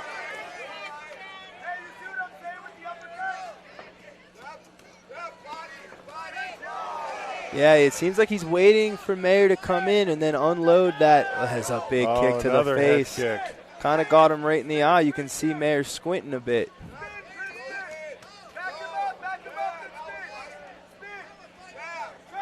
Yeah, Munt waiting for openings and Mayer trying to not show him, but that was a beautiful counter right hand. Big right hand from Munt.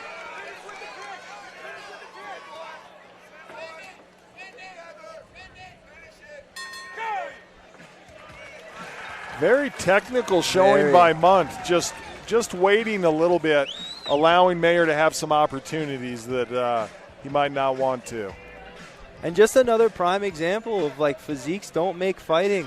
You see Munt very, very technical with his boxing, with his striking, looking very athletic, doing a very good job, as you see here with the replay. And speaking of athletic, Munt not using the corner or the stool in his corner. Oh. Sometimes fighter will do that as a little bit of psychological warfare, look across at his opponent and say, hey, I don't even need to sit down.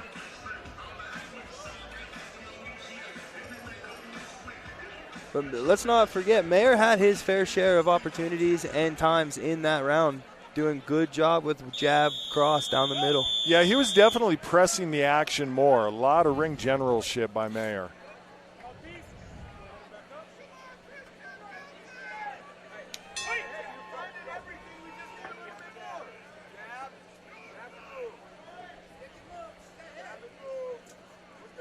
See what the corner advice was.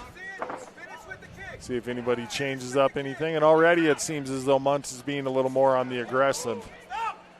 We heard that call for a spinning kick in the first round, and we get it in the second.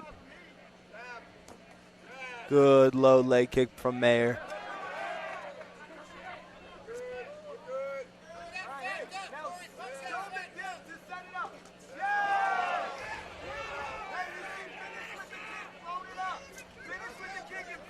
And being the taller guy, Munt, you would usually say that he would want to be jab, jab, stay on the outside, but he's doing a really good job of letting Mayer come in and then catching him on the return because Mayer's not bringing his hands back. Yeah, and even a number of times he's caught Mayer as Mayer was on his way in, and then he caught him as he was going out. Mm-hmm. Especially with the uppercut, and his corner's been calling for that a lot.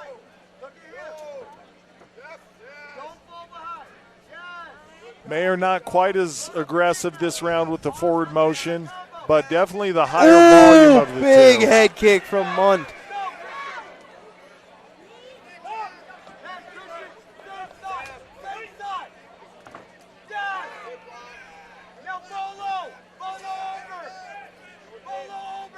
Munt is hunting that left lead head kick again. You can see it in Mayer's eyes. He needs to be very aware of it because it's coming up fast.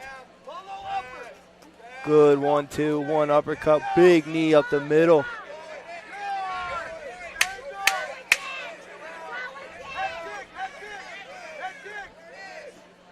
Corner Munt calling for another head kick.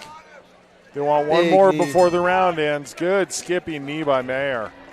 Nice end to the round for our red corner fighter.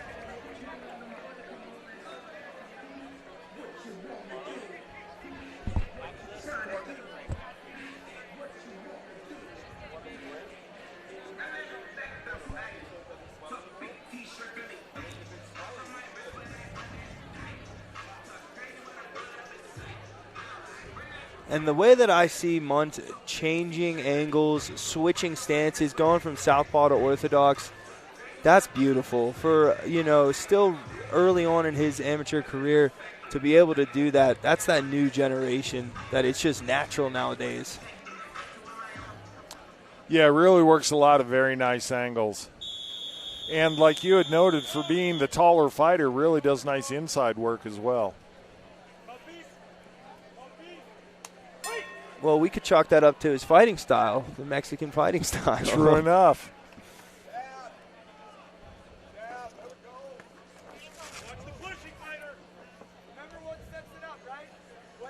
Mayer warned for pushing his opponent. You're not allowed to put your gloves on your opponent and just shove them backward.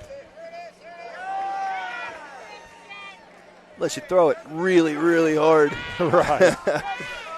These boys are getting, I feel like he's down 2 rounds right now. He got to go out and go for the kill. Looked like Mayer was thinking about a spin technique there. Munt just beats him to the punch a couple of times. Mayer was trying to load up his shot. Munt fired off first.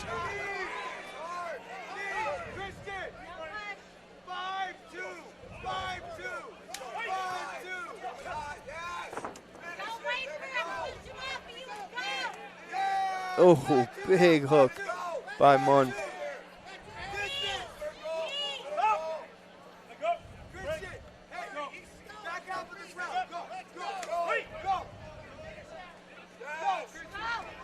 Nice hook uppercut from Munt. Mayer's falling behind a little bit here. Munt really measured that right hand following the uppercut as well. Mayer, good evasiveness there. Oh, but then he eats a couple of hard shots. Big knee to the body. Looked like Mayer started to fold a little bit, thought about it, got himself back in the fight. Nice grit and determination shown there by Mayer.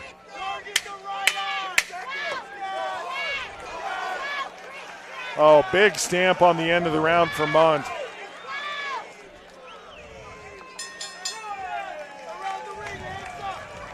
What a fight. There we go.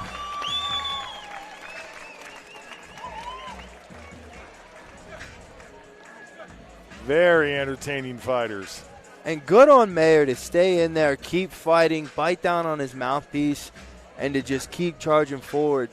Yeah, especially after that one knee he took. It looked like he was going to fold a little bit, and you could just see him decide, no, that's not going to happen. Love that fighter spirit. And it well is done, sir. Sometimes it is a decision that you have to make, and then other times your body makes that decision for you. But good on him.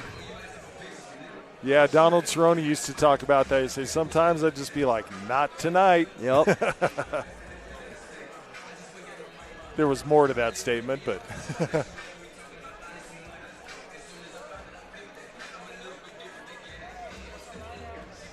seeing the replay here, this is as we're getting toward the end of the round. Munt, good job putting a stamp on the end of the round there.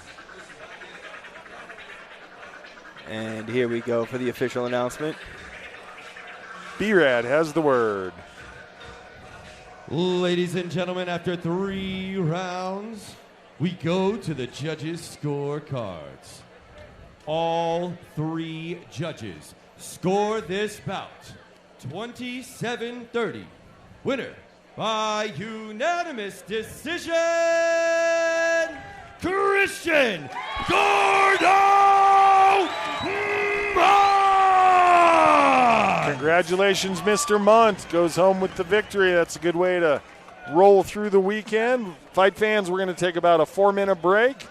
Thank some sponsors, and then we will be back with some MMA action. Of course, before we go to break, we got to thank Dave & Buster's, the official sponsor, watch party location for Sparta.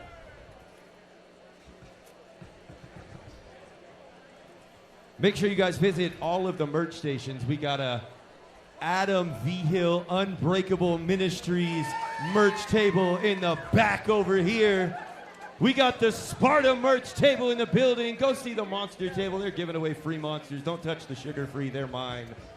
Go get you a shot. We'll be back in a little bit.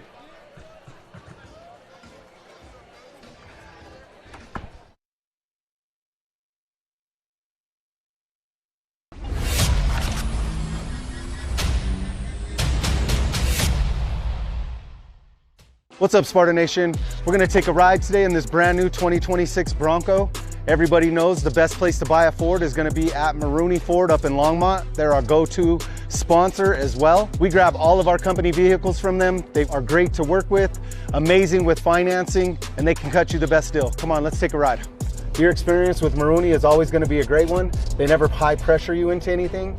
They have a vehicle for everybody's budget. Also, they have great salesmen there that can work with you in any aspect of whatever you're looking for when it comes to their commercial fleet division or just a beautiful vehicle that you're looking for your personal use. So when you start looking for your new vehicle, please always remember Maroney Ford is the place to go.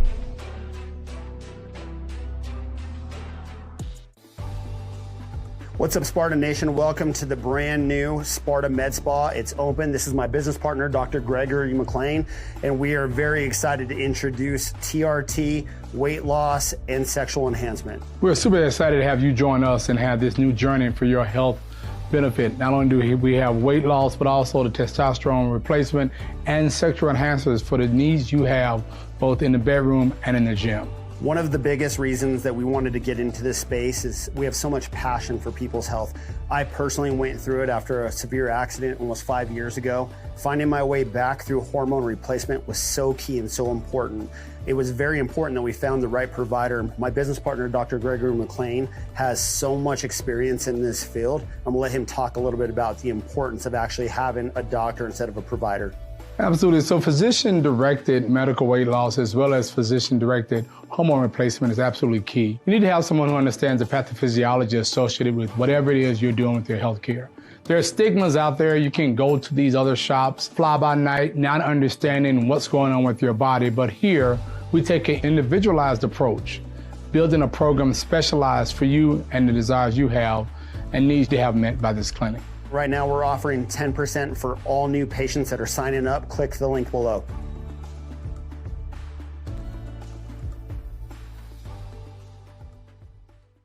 Hello, I'm Dr. Joe Ramos at Ramos Law. We are a proud partner of Sparta Combat Sports with Project Uplift.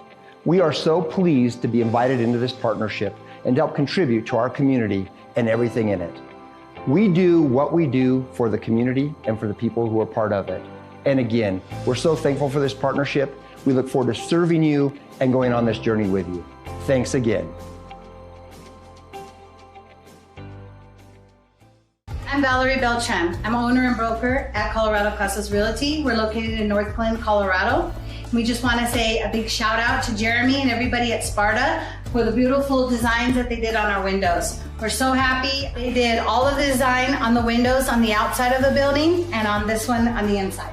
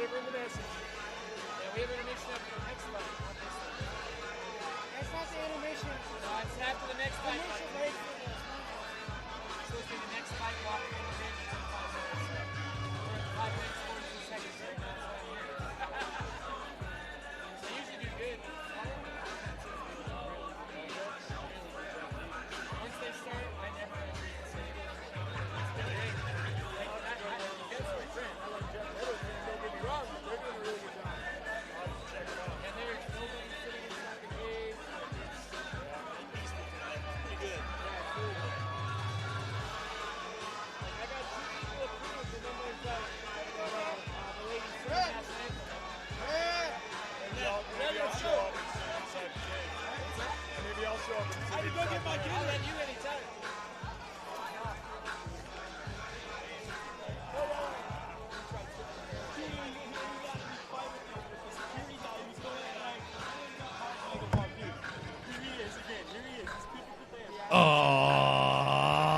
Sparta Nation! Are y'all having fun yet? I got one lonely woman over here in a black coat that's having fun. Are y'all having fun yet? Hey, they said they're not going to have fun until somebody gets knocked out, so let's do this thing. Bout number 4 is an elimination MMA fight. Scheduled 3 3-minute rounds in the flyweight division of 125 pounds. Introducing first, Francisco Ramirez. Mr. Francisco Ramirez makes his way to the cage. A 125-pound MMA fight. A couple of flyweights. Love watching the flyweights. Cardio for days. Foot on the gas from the get-go. Great technique. It's as you said earlier, Josh, it's the proverbial don't blink or you're going to miss it. Yeah, we're going even smaller in weight class, which means we're going even faster, ladies and gentlemen. And we have 2 very good camps here, so don't blink with this one.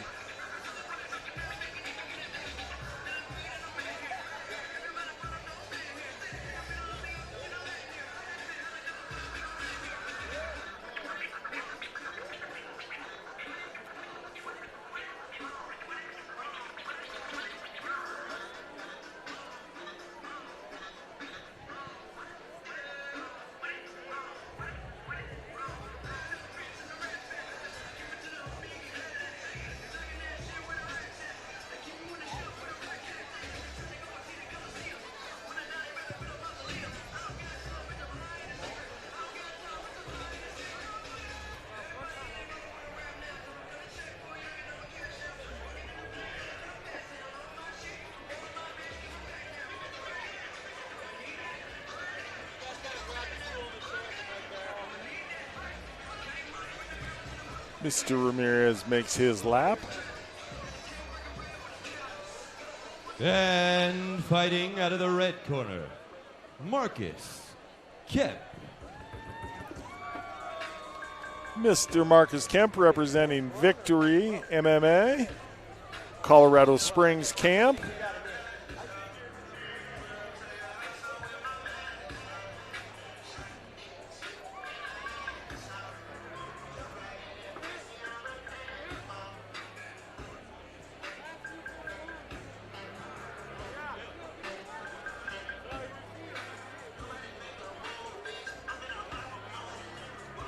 Our tail of the tape gives us Francisco Ramirez out of Grants, New Mexico. He's the 21-year-old freestyle fighter, undefeated at 2-0. He's a 5 feet 6 inch tall fighter at 125 pounds.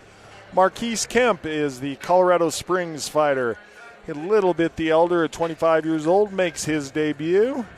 Or I'm sorry, that's listed as a style, which I think is a misprint there. 1-3 record. That's a new style I haven't seen before. He's listed as a wrestler. Thank you, Brad.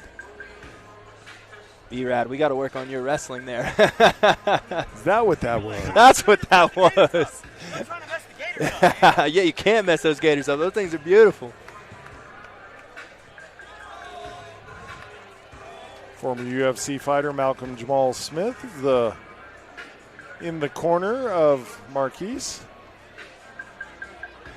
Gilbert Jamal Smith, excuse me.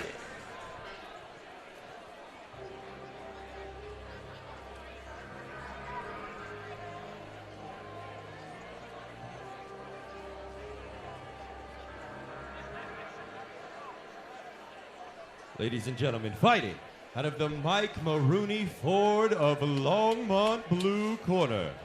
This man is a freestyle fighter with a record of 2-0. Standing 5 foot 6 inches tall and weighing in at an official 126 pounds. Representing homegrown MMA and fighting out of Grants, New Mexico, Francisco Ramirez.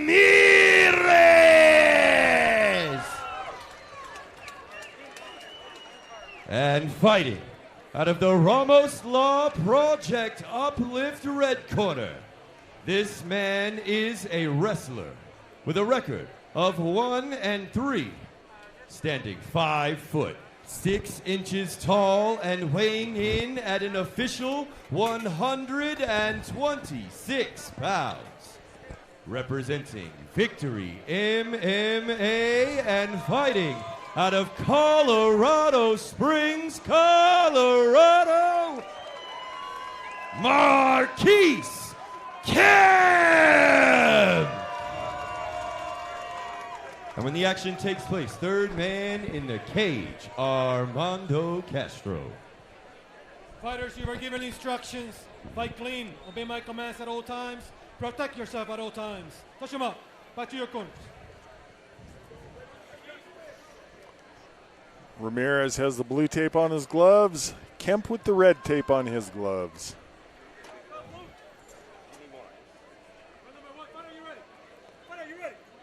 Everybody's ready. We got to fight. 125-pound MMA action here at Sparta 111. Ooh. Oh, beautiful head kick. Kemp coming out quick with those leg kicks. Double leg to his back. Nice blast double. Little Josh Koscheck action there. And this is something you expect from Victory MMA. They have a great wrestling protege from there, and everyone there is very good on the ground, especially coming with Gilbert Smith as your coach.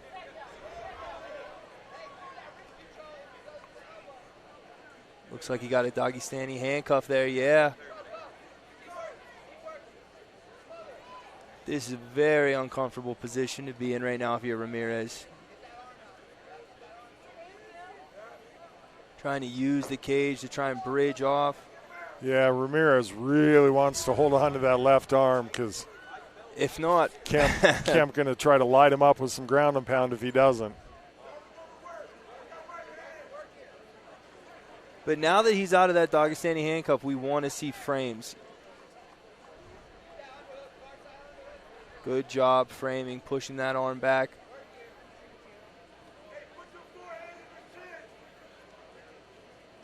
Trying to advance his position is Kemp, looking to pass. And Ramirez not making it an easy task for him. Ramirez doing a good job to mitigate the damage that could possibly be happening right now. He's fighting hands, keeping Kemp's hands occupied at all times to stop the damage from being rained down. It's a little over a minute left to go in round one.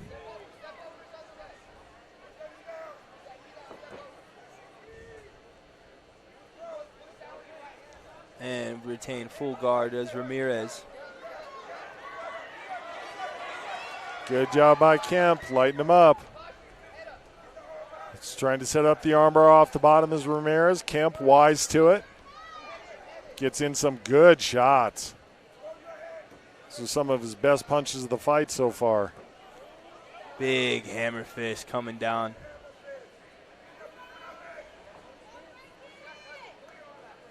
Looks like we got some glove grabbing in there. You're allowed to grab your own glove. You cannot put your fingers inside your opponent's glove, however.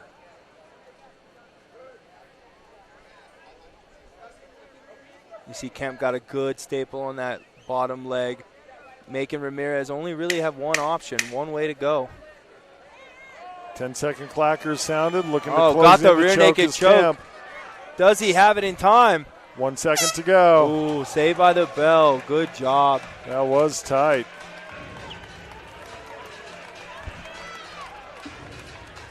And Ramirez on his way back to his corner looks like he has a little limp going on. Not sure what might have happened there. Getting all tangled up in the ground, anything could happen. Was on the receiving end of a hard takedown as well.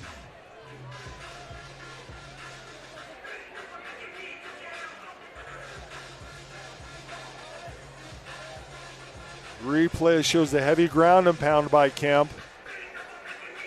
Ramirez was pretty committed to the armbar, felt that he had good position. Kemp had his defense solidly in place, utilizes the opportunity presented.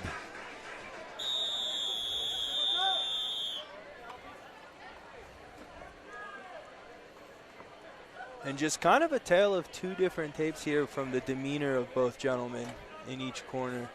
Kemp looks ready to go for the second round.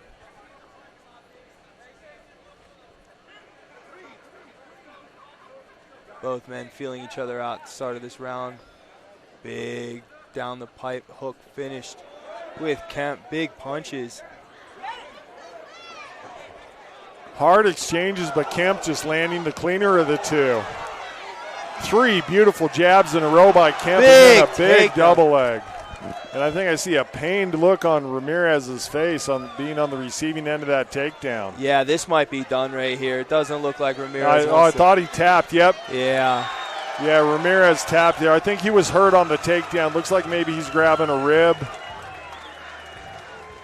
Big takedown. Good job from Kemp. Way to use your strike, set up the takedown, and finish the fight. It was 3 beautiful jabs shown by Kemp.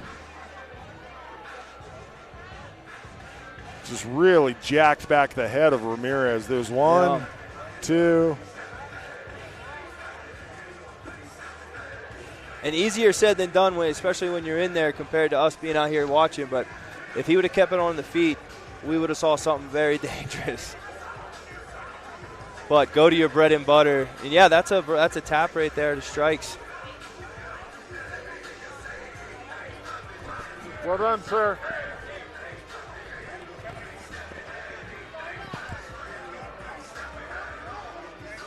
Got the medical team in attending to Ramirez. Yeah, I'm fairly certain it was something on the takedown, because as soon as he hit the mat, his demeanor changed. You can see the look on his face even from over here. We're across the ring from him. Cage. What'd I do to you? Why you flipping me off? You were sitting there like this. You were sitting there like this with your finger on your lip. I'm just messing with you. I'm just messing with you. I'm just trying to lighten the mood because we got a fighter down. Make some noise for the fighter as he gets to his feet. B-Rad had me going too. I got you guys too. You had me going. Really I was like, who's flipping our guy off? Playing. We're all here to have a good time. Are you guys having fun up there in the balcony? You look like you guys got the best seat in the house.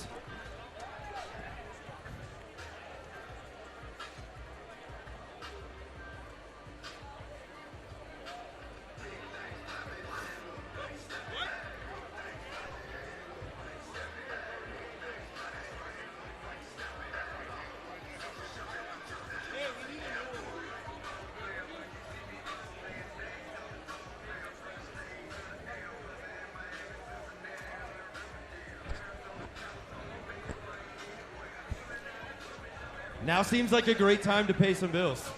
Shout out Ramos Law, official sponsor of Sparta and partner in Project Uplift. Shout out Mike Maroney Ford of Longmont. Shout out Dave and Buster's, official watch party sponsor and Perks Pass partner. Hey, remember, if you want to win a motorcycle, because I promise you somebody is winning it. I may win it. I'm just kidding. I can't win it. But somebody in here can win it. And if you want to win it, you got to head in the back, go get a raffle ticket right now. You could also visit Adam Vihill's merch table, the Unbreakable MMA merch table.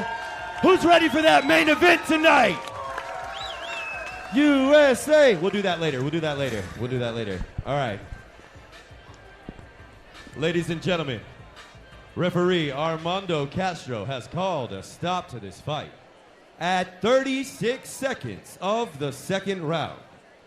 Winner by TKO, Marquise Kemp. Congratulations, Marquise Kemp. Ups his record to 2-3. Well done, sir. We'll take it up to the ring or the cage for a post-fight interview. Standing here with our winner, Marquise Kemp, fighting out of Victory MMA. Tell us about your camp, Gilbert Smith. I know he runs a tough camp. Tell us about how your camp was. It was a good camp, but I wanted to say all glory to God. Without him, I'm nothing. And this camp was a great camp. There's a lot of preparation put into it. And I'm just glad I got to come out here and show what I've been prepared for. You took him to the ground, and you were throwing some incredible hammer fist. I'm telling you, we were hearing the force hit the mat. But you got the finish on a tap. What do you think happened? You think you broke a rib on that takedown? What do you think happened? I don't know, but I just went out there, executed, and did what I needed to do. Got in there and got out. Got in there and got out. Man of little words, but a lot of spirit and heart. Make some noise for Marquise Kemp!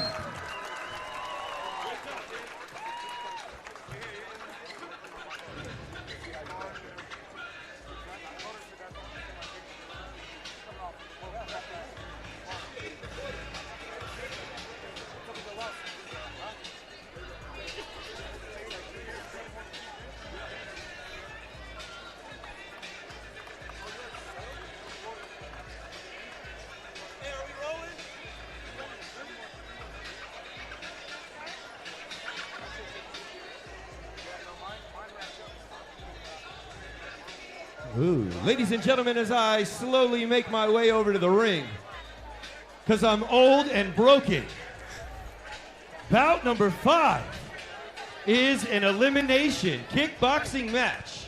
Scheduled 3 2-minute rounds in the 195-pound division.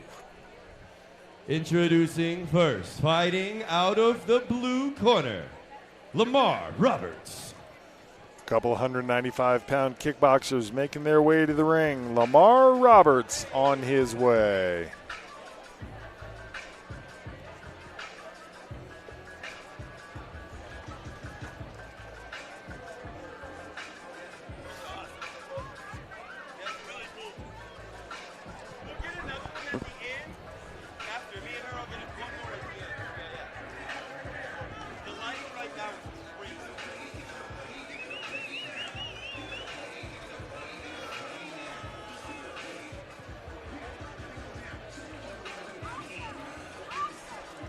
Well, we've been speaking of well-conditioned athletes all evening. To add Mr. Lamar Roberts to that list.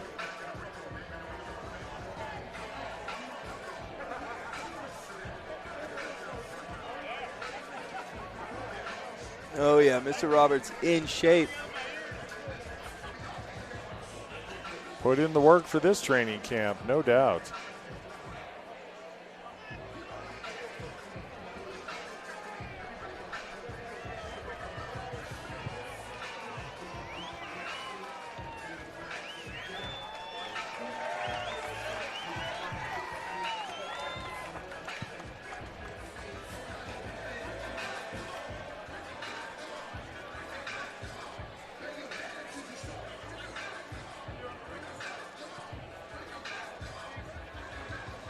All right, that was just out of respect for Buster. Appreciate you. Shout out my DJs in the back. Out of the red corner, Rex Nicholson.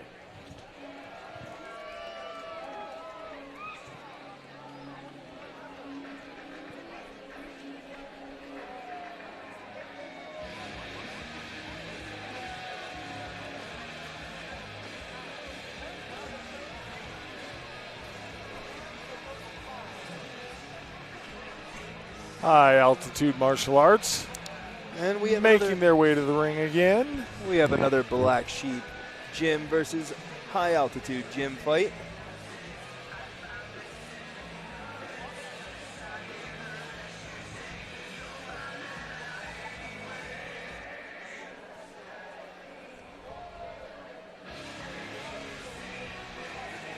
I would like to comment on the gloves as well.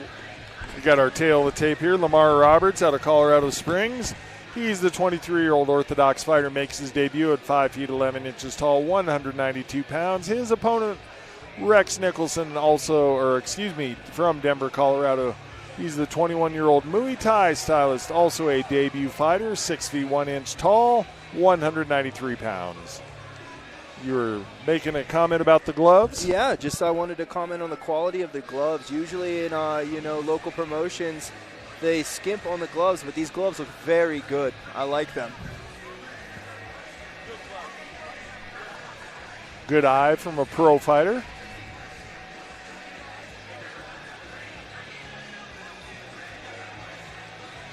I just want everybody in the crowd to know that I will challenge any one of you to that song on Guitar Hero and smoke you. Fighting out of the Mike Maroney Ford of Longmont Blue Corner. This man is an orthodox fighter. It is his debut fight, standing 5 foot, 11 inches tall, and weighing in at an official 193 pounds. Representing Black Sheep Universe and fighting out of Colorado Springs, Colorado, Lamar Roberts.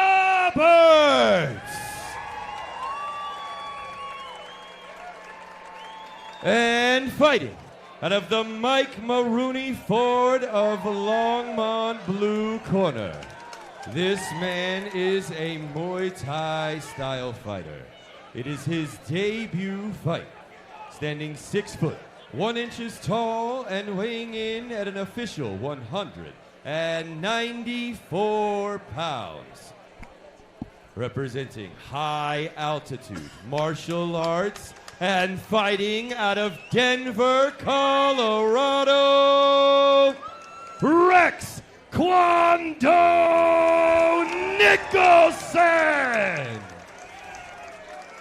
And when the action takes place, third man in the ring, Oscar Martinez.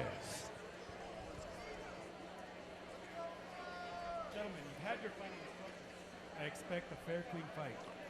Roberts has the blue tape on his gloves. Nicholson with the red.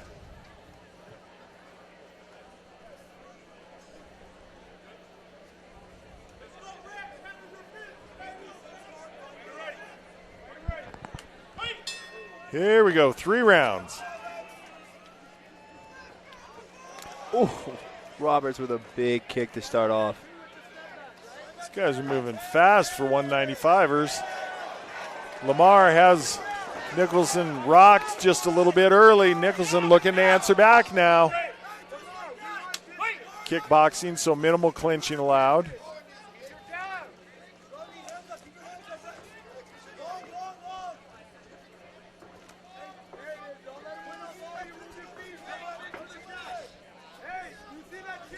A lot of big left hand. A lot of stance switching by Roberts. Good step in overhand left by Roberts, and Nicholson answers back with a brutal series of knees. These boys are going after it.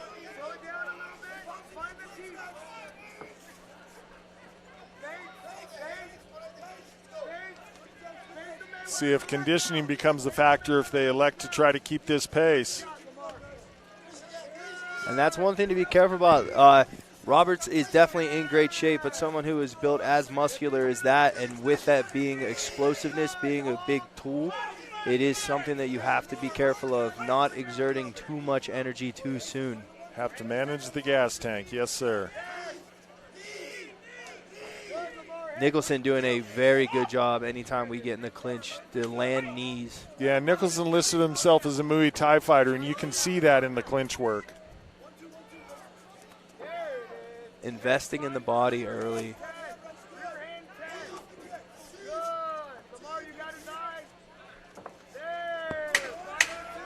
Ten-second clacker.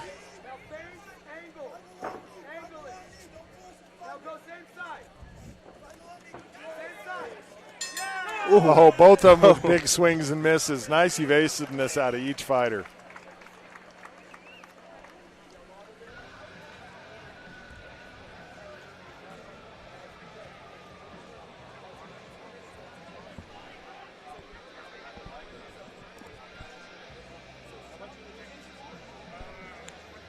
Seeing the replay here, very, very impressive pace for 195-pound fighters.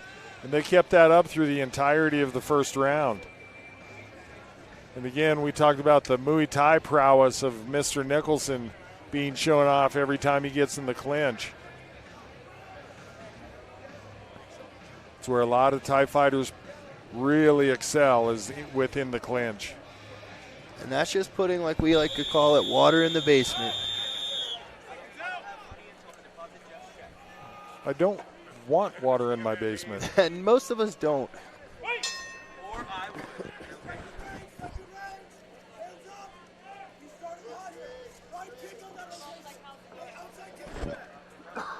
Tried a crescent kick, did Mr. Roberts, I believe. Big left hand from Roberts. He was stepping in with that.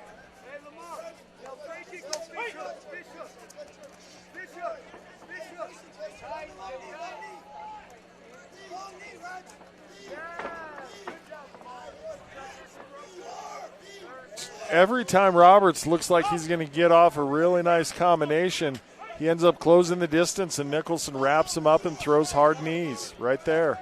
Yeah, and that's just inexperience. That's something he'll learn as he continues on with his career. You know, being explosive like that, sometimes you're going to crash a little too much. Ooh, nice evasiveness there. Nicholson doing a great job keeping this distance with his teeps.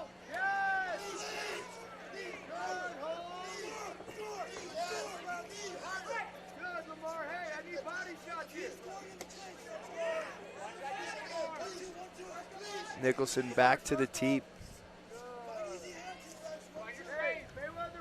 Nicholson seems very comfortable in all ranges. Seems to have takedown. Seems to have favored weapons no matter what the range is.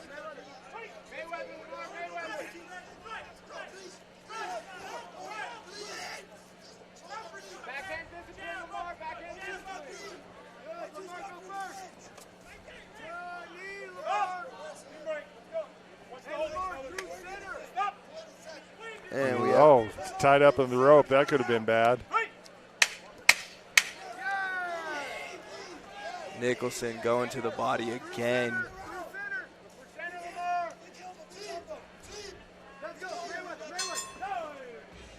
Only thing I noticed there at the end of that round is Nicholson had his hands down very low. Yeah, these guys are pushing a pace right now. And this third round's going to be who wants it more. And we're seeing that pace on the replay, and Nicholson, every time they get into the clinch, you can tell that's something that he trains pretty extensively. Yeah, and it's just a smart technical, it's a smart tactic, and I'm sure that the corner with Tanner Fuji in there speaking on part of it is if he's going to crash in like that, make him pay for it. Throw a knee up the middle.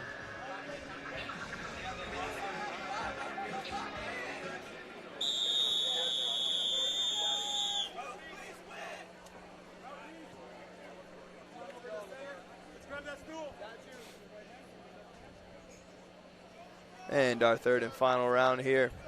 Little touch of gloves for sportsmanship, then they'll punch each other in the face. And Roberts does just that. Good teep to keep Roberts away from him.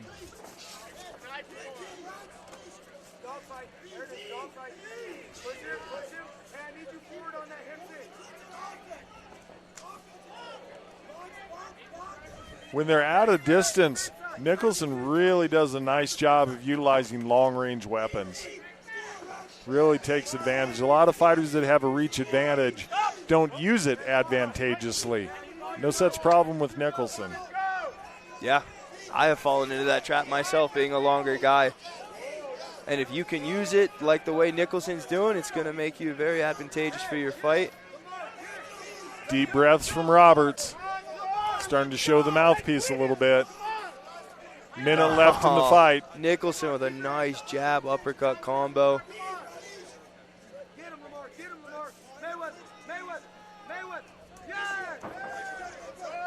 Little tangle of the feet there.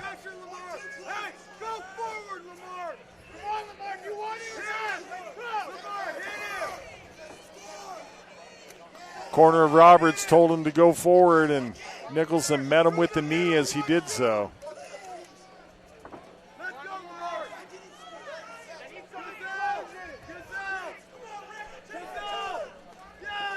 Big left hand from Roberts.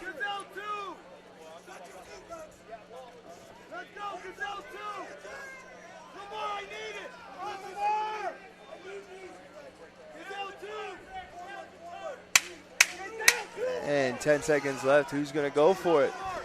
Nicholson raises his hands in celebration. His corner's telling him, hey, keep coming forward. Good sportsmanship from the gentleman. Take it to the judges for this one. Lamar wanted to take a knee there, but good on him to stay standing. I know you're tired, young man.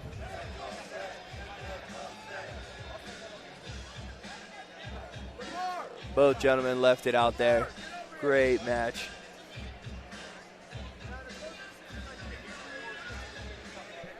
Seeing the replay, and primarily Nicholson just managing that distance very nicely, especially at longer range, utilizing teeps and long punches. Yeah, and that's just the way the style, styles make fights. Roberts is the explosive, move forward, big, heavy shots. And Nicholson is that touch you from outside, keep you at a distance, throw the teeps up the middle.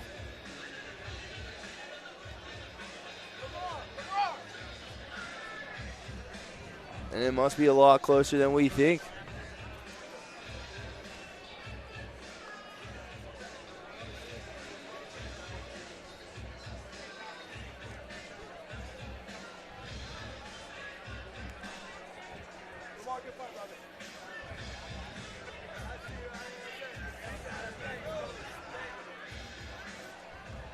And looks like B-Rad has the word for us.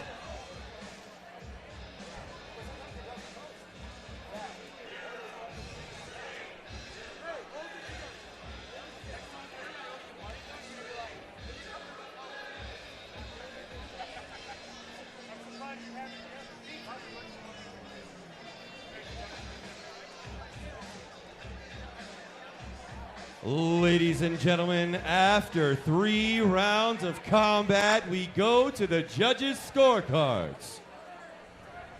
Referee Abeda scores this fight 29-28. Referee Van Tyne scores this fight 28-29.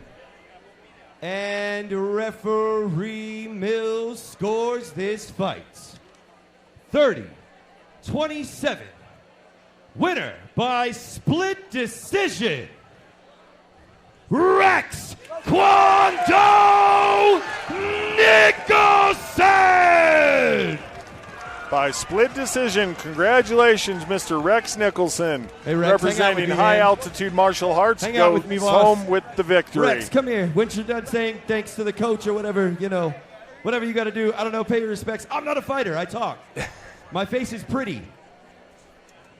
Or at least they tell me that. I don't know what it looks like. I got a beard. Hey, great fight. I'm standing here with Rex Kwon-Do Nicholson. We're looking right over here. Rex, I don't care. I was a corpsman. It's cool.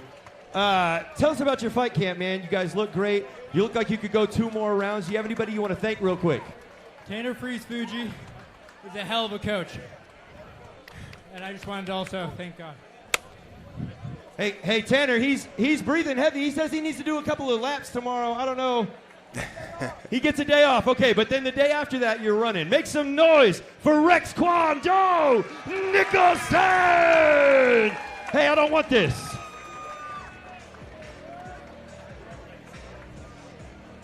Ladies and gentlemen, before we go to break, I'm going to hand the microphone back over to the Chief of Fight Operations, Vern Earwood, so we can talk about this motorcycle we are raffling off tonight. Vern. Thank you, Brad. Thank you. Ladies and gentlemen, are you having a good time tonight? Make some noise. Thank you, thank you, thank you. 5 great fights, 5 more to go after the intermission. Real fast, I want to get the interim president right now of the United States Veterans Riding Club out here to talk about our fundraiser, about this motorcycle that's going to be raffled off tonight. The drawing will take place here before the co-main event. Please put your hands together for Robert. Thank you, brother. All right, folks, as y'all know, we're raffling off this motorcycle. Proceeds are going to benefit the Children of Fallen Patriots Foundation. What they do is provide scholarships to both trade school and college to Gold Star kids, so that's kids who've lost a parent in service. Those kids have already given quite enough in their life, and we're just trying to help give them a leg up so that they can be a little more successful. If you're interested in buying tickets, you can come right over here to the booth. You can see the bike. Tickets are 1 for $25 or 5 for $100 or any multiple thereof. And I got to give a quick shout out. Thanks to all you good people here that have been supporting us all night. We broke PayPal. And PayPal actually shut down temporarily because we had too many transactions going through. And that is a big tip of the cap to you guys. Thank you so much. You've got about maybe 20, 25 minutes left. If you're interested in getting in on it, come right over there. My guys will get you set up, get a chance to win that bike, help some kids out that could use it in life. Thank you so much. Thank you, guys. Put your hands together one more time for the USVRC. I'm going to turn the mic back over to B-Rad. Here he is.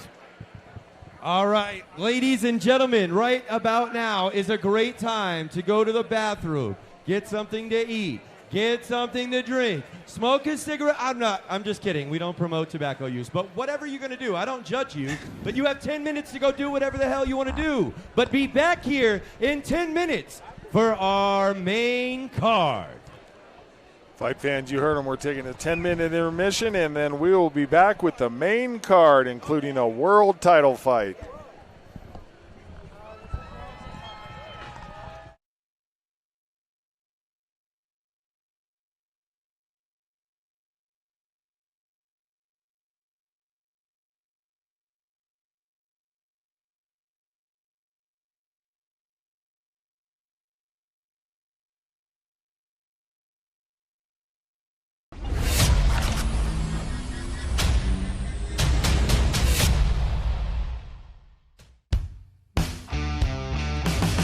Pike Peak Indian Motorcycle, the official motorcycle of Sparta.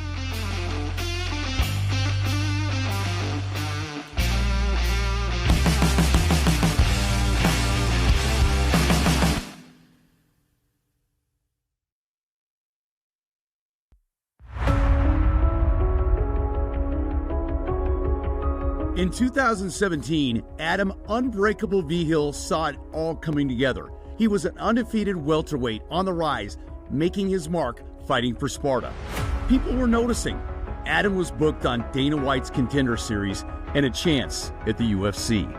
The big time was on his doorstep, but simmering under the surface of a winning smile, Adam was suffering from addiction and mentally battling thoughts of abuse as a child.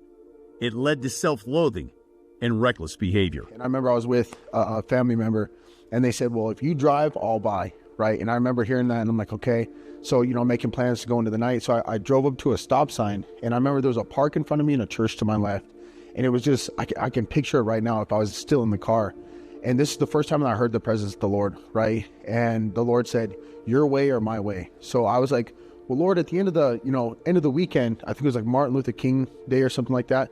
On Monday, I'll get sober. You know what I mean? Whenever I'm ready, right? And it says, in the Bible, it says, pick up your cross and follow me, right? Now, you know what I mean? It's not when you're ready. It's when I call you. It says, call now. Turns out, Adam didn't listen to God's advice. He went his own way, and it changed his life forever. After a night of heavy drinking and drug use, Adam was pulled over on Federal Boulevard, and while in the back of the police car, things turned violent. And the cop's like, hey, what are you moving around so much back there? He came around, and I remember he pulled me out of the cop car, and the drugs was on the seat of the floor. And so the cop went to grab a hold of me, so I shoulder check him, right? And I dived at it like Hungry Hippo and to get it into my mouth. For the next 45 minutes, I get into it with 8 police officers. And apparently, I injured about 8 of them really bad. 2 of them severely injured so bad that I was facing a life sentence before the end of the night. Yeah, it was that bad. And while being processed at the police station, Adam once again heard God's voice. They pulled me in for booking, and I remember I look in the mirror, the little scratched out mirror, the stainless steel mirror, and I remember hearing it again, your way or my way. And I'm like, oh my gosh, you know what I mean? I chose my way. I chose to drink and follow my own path like an idiot. You know what I mean? I didn't choose God's way and surrender to his will and the calling that he had for my life. I wanted to do it when it was convenient for me. Be it by divine intervention or luck, Adam Behill received a 7-year sentence and with good behavior was paroled after 3.5 years. But there was one more sad and lonely trip into the world of addiction. But I was so tired, brother. I was ready to die. I was tired. You know what I mean? My spirit was just ready to give up. I'd let down my family. I'd let down myself, my community. I'd let down everybody. And I felt like I'd let down God. You know what I'm saying? And I remember I tested the dope for fentanyl, and it came up so hot for fentanyl that everyone's like, oh, we can't do it. I was like, in my head, I said, death by overdose, you know, by you know what I mean? By fentanyl, I guess that's the way I'm going to go out. You know what I mean? So I loaded up as much as I could, and I tried to kill myself. But for whatever reason, Adam's heart kept beating. He had one last chance to make the right choice. And I knew the voice, right? And I knew that if I chose my way, that was it for me, right? And it was at that moment that I never wanted to get high again. I didn't care what it was. I was going to be a servant. And it makes me emotional right now because I can feel the presence of the Lord. And from that point on, I never wanted to go back. And they don't deserve that. Reach out. I promise you we can help you. 100%. Do not give up. God is there and we love you.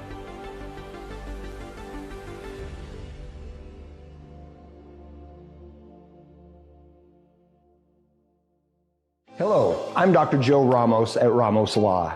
We are a proud partner of Sparta Combat Sports with Project Uplift. We are so pleased to be invited into this partnership and to help contribute to our community and everything in it.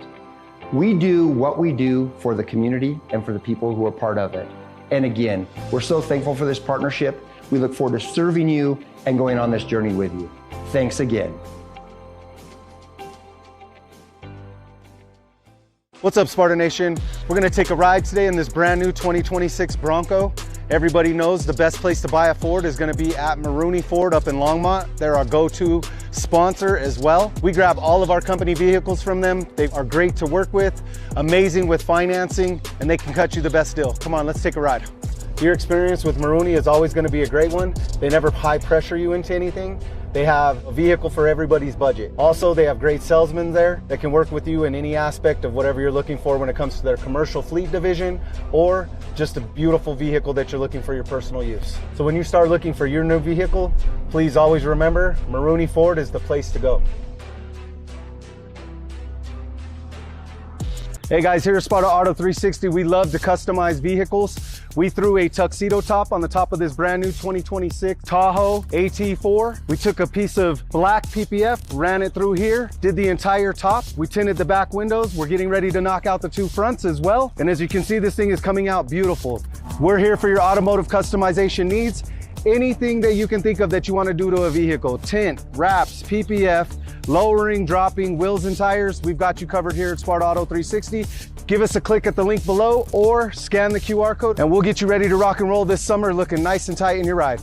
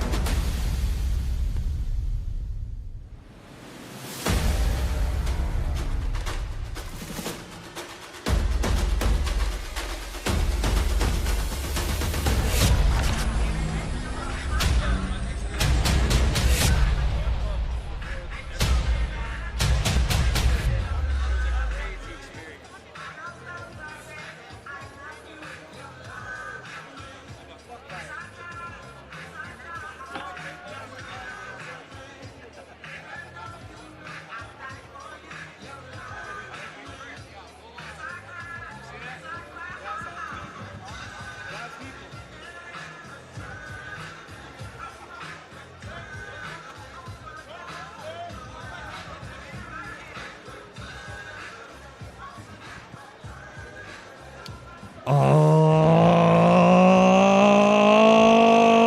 Sparta Nation! Bullshit, this is the only side that's awake. Let's try this again. Let's test this.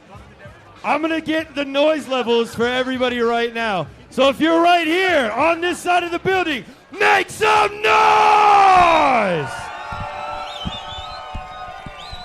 That was okay. It was okay. If you're over here with the balcony and the connexes and whatever the hell else that is, make some noise! It's okay. And if you're on the building side over here in the tables, make some noise. B-Man's Barbecue held it down for everybody over there. I just want y'all to know. All right. Now you got a lot to live up to. I brought it back over here for the end because you guys started it out. If you're over here on the driveway in the parking lot side, make some noise! Bout number 6 is an elimination Muay Thai fight. Scheduled 3 2-minute rounds at 140 pounds. Introducing first, Hunter Timmerman. Elimination Muay Thai to kick off the second half of the card. Thanks for joining us, Sparta Nation. I am J.R. Gordon, joined by Josh Frem, and we are here for Sparta 111. This is main card action. 140 pound elimination Muay Thai fight.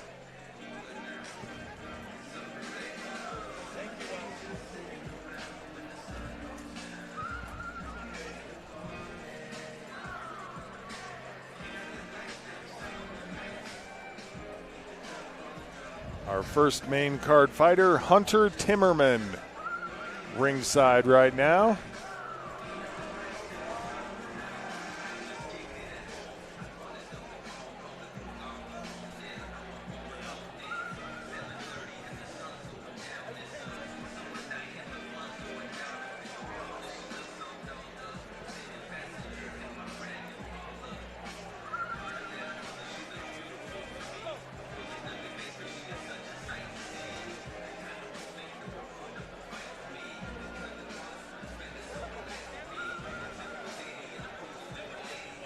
Little mellow entrance music going on.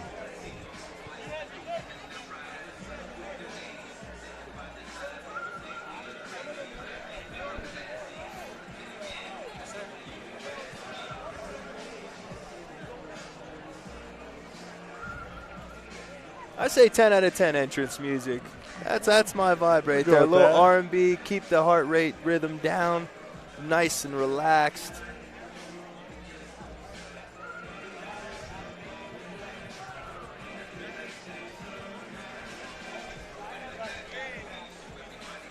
No Pantera for you to come out, huh?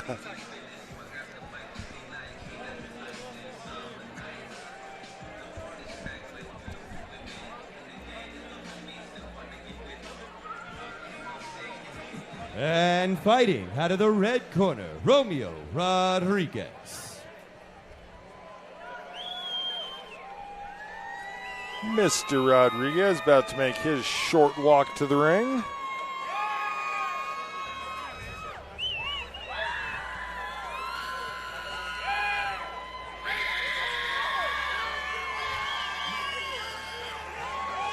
We could tell who the crowd's here for. Yes, Oh, indeed. yeah.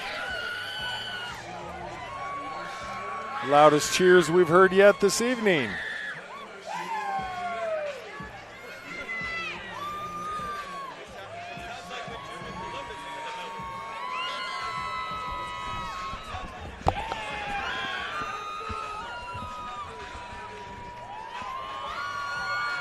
Once again, high altitude martial arts making an appearance, Tanner Fuji.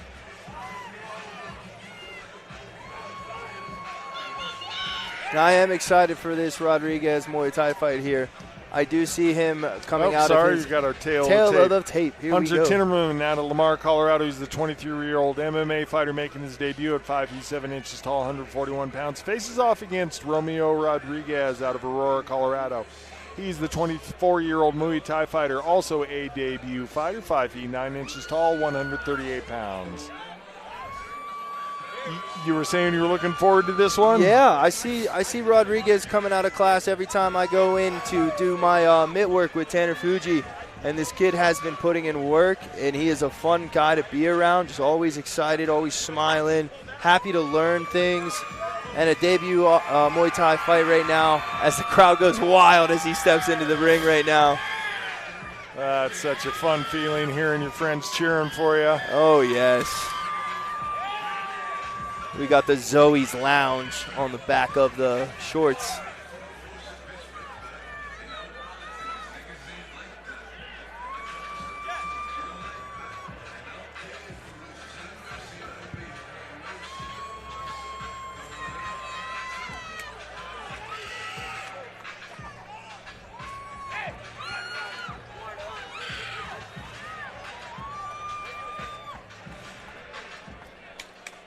Ladies and gentlemen, fighting out of the Mike Maroney Ford of Longmont Blue Corner. This man is an MMA-style fighter. It is his debut fight, standing 5 foot 7 inches tall and weighing in at an official 140 pounds. He is a self-made fighter, fighting out of Lamar, Colorado. The Honey Badger, Hunter Timmerman.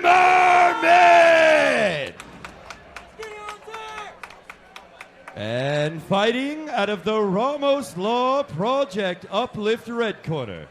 This man is a Thai-style fighter. It is his debut fight, standing 5 foot 9 inches tall and weighing in at an official 138 pounds, representing high altitude martial arts, and fighting out of Aurora, Colorado, Romeo Rodriguez. And when the action takes place, third man in the ring, Armando Castro. Fighters, you were given instructions. Fight clean. Obey my commands at all times. Protect yourself at all times. Watch him up. Back to your corner.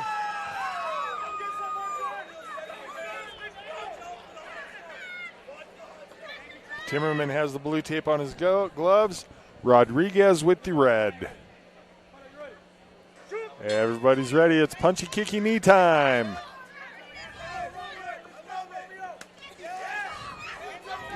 Good feints coming from Rodriguez to start out. Oh, a beauty head kick. Oh, my God. Faked the low kick because he had landed a hard low kick to start the fight. His and eye. He is going to get the 8 count. He's saying that he can't open his eye right now. What a head kick.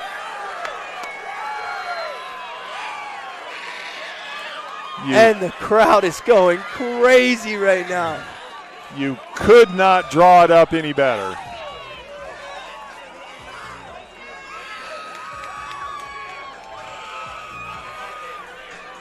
And here's the replay, and boom, just brought that kick up as the hands came down. It was actually set up with the low kick earlier in the fight because then he showed the low kick again. Hands came down and then brought up the beautiful high kick. Just excellent timing by Mr. Rodriguez. Good sportsmanship also.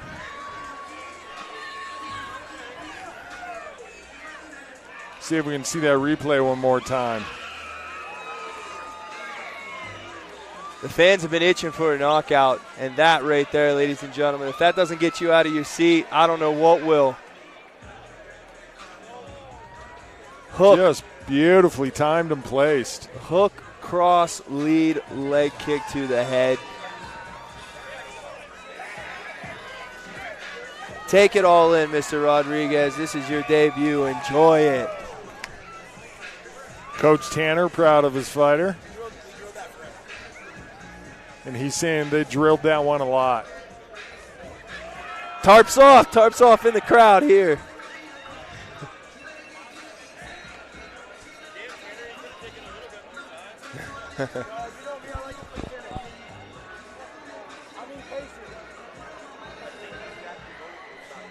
What a debut for Mr. Rodriguez.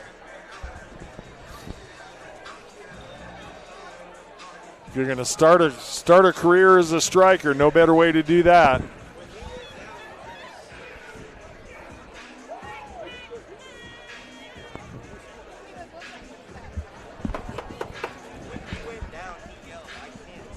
Yeah, I think that got his orbital. Oh, yeah, it did. Yeah, you can hear it. You can hear it. Nice sportsmanship by Mr. Rodriguez. Sitting in the sitting Make some noise for the fighter as he gets to his feet. Until his opponent rises to his feet. All right, we'll get the official time here All by right. B-Rad. Stay in the ring for me afterwards, okay? Ladies and gentlemen, referee Armando Castro has called a stop to this contest at 22 seconds in the first round. Winner by technical knockout, Romeo Rodriguez! Congratulations to the House of Martial Arts, High Altitude Martial Arts fighter in his debut, now undefeated by way of technical knockout, Mr. Rodriguez. We're going to take it up to Vern Earwood for the official post-fight interview.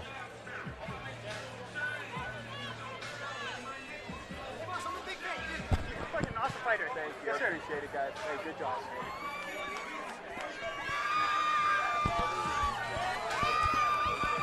Ladies and gentlemen, I'm standing here with your winner, Romeo Rodriguez. Put your hands together for Romeo's performance. Romeo, hearing from your crew, from your teacher, Tanner Fuji, he hyped you up. The hype was real. You came out here, you performed well. You had a tough veteran in front of you in Hunter Timmerman, crossed over from MMA, boxing, kickboxing, now Muay Thai. You landed a devastating head kick. Tell us about the setup. Tell us about how your camp went to get to this point. Man, I had such a great camp. I told you guys yesterday that I have great teammates, great coaches around me, and I meant it, man. We've had such a great camp this camp. I mean, I couldn't have been more prepared. That head kick was set up from the time we got him as an opponent. We watched film and we worked that over and over. I mean, he showed it to me early and I gave it to him. I can't thank all my family enough, everyone that's here for me enough, my teammates, my sponsors, man. This has been unreal support for my first time out, and I'm so grateful. Well, it was absolutely an amazing debut. What's next for you from here?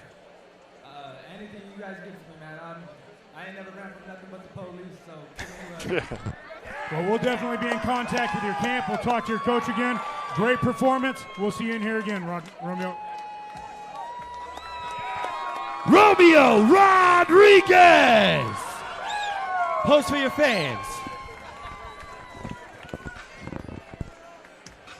Ladies and gentlemen, bout number 7 is an elimination boxing match and is scheduled 3 2-minute rounds in the 225-pound division.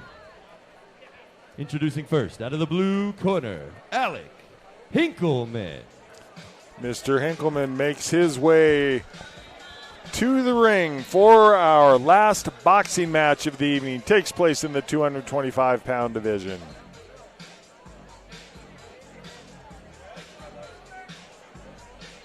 Back to some upbeat music.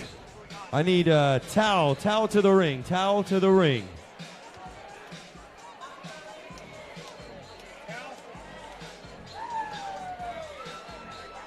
Not my towel, not my towel, not my towel. Not my towel. That's my face towel, damn it.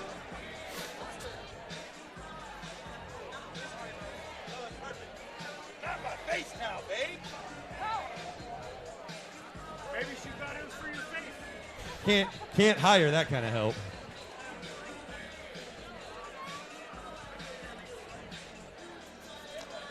Well, we had the Viking song entrance music earlier. That's definitely something that would have been fitting for Mr. Henkelman. Oh, yeah. Has the look about him.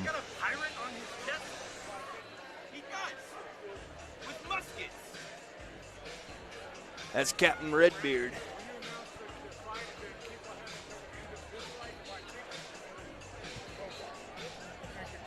Real quick. You have till the end of this fight to get your raffle tickets. To the end of this fight. Get your raffle tickets right now.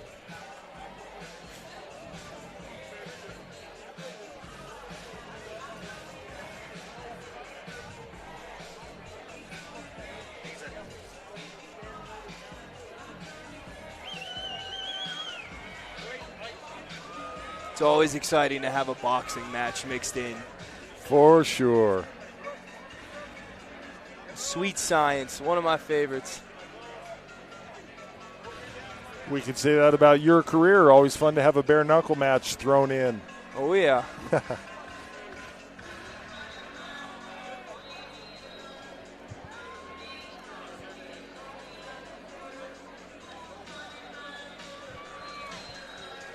And fighting out of the red corner, David Rodriguez. Mr. Rodriguez also with an upbeat song.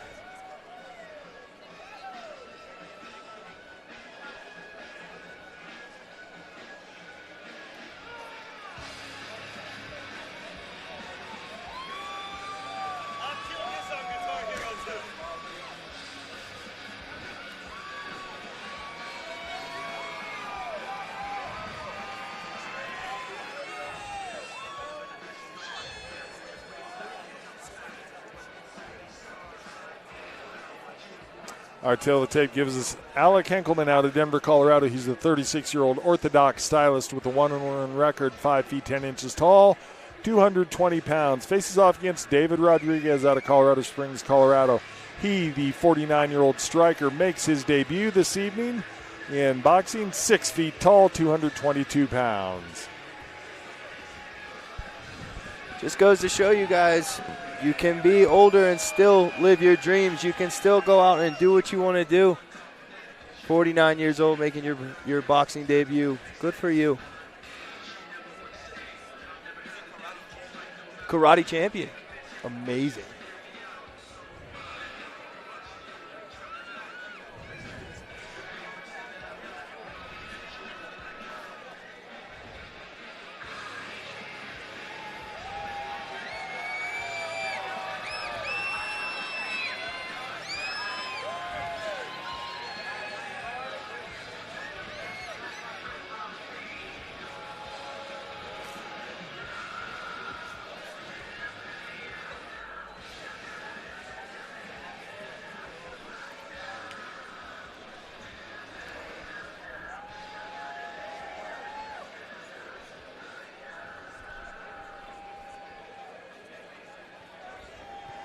Ladies and gentlemen, fighting out of the Mike Maroney Ford of Longmont Blue Corner.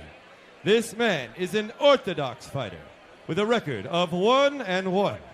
Standing 5 foot 10 inches tall and weighing in at an official 220 pounds. Representing Bang Muay Thai and Tier 1 Academy. And fighting out of Denver, Colorado, the Hammer, Alec Henkelman.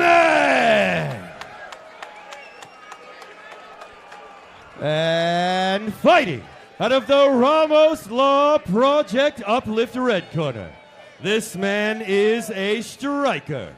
It is his debut fight, standing 6 foot tall and weighing it at an official 222 pounds. Representing Victory MMA and fighting out of Colorado Springs, Colorado, Diablo Rodriguez. And when the action takes place, third man in the ring, Oscar Martinez. Henkelman with the blue tape on his gloves. Rodriguez with the red tape. Fair fight. Any blow above here is fair. Any blow above here is fair. How do we clear? Touch him up, back to your corner.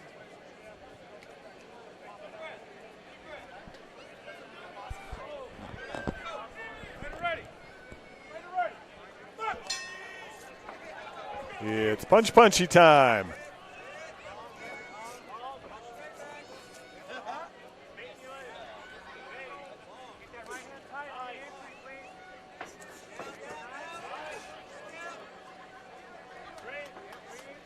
Henkelman really starting to, with those body shots, jabs low to the body. Good body head combination by Henkelman.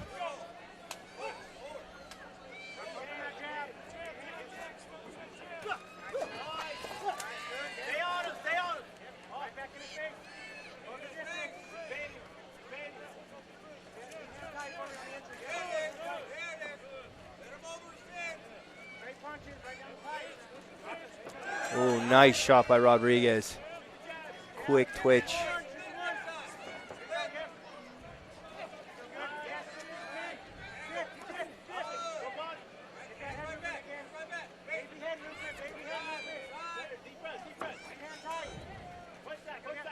Good fast footwork for a couple of 220-plus pounders. Oh, yeah. Rodriguez is quick with those punches. We just want to be careful as he throws those, keeping that chin out in the air. Henkelman looks like he's coming with big overhands.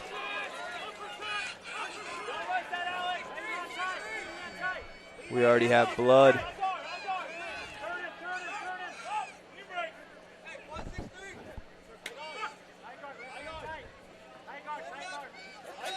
Ooh, big right hand, two of them.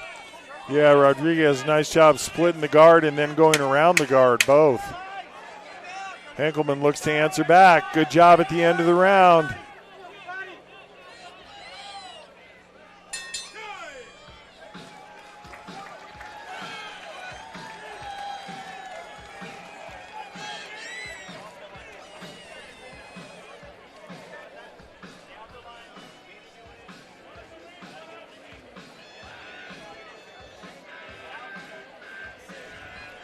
If you're in the corner of Henkelman, what are you telling him? We need to work off of our jabs to set up those big looping punches. Rodriguez is a quick strike, quick twitch striker. Looks like he's bouncing on the outside. As B-Rad let me know, he is a karate world champion, so he's going to be quick on his toes. So if you're Henkelman, you want to set up those power shots with your jab, use your footwork.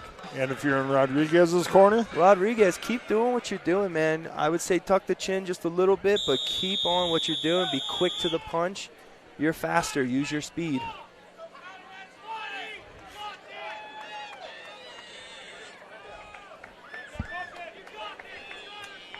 And we're up for round two. Here we go. Let's get it on.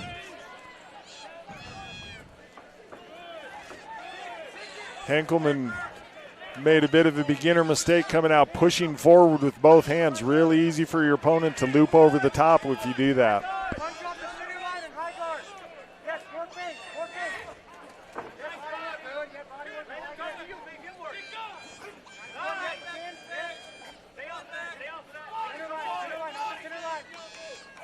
Oh, quick right hand from Rodriguez.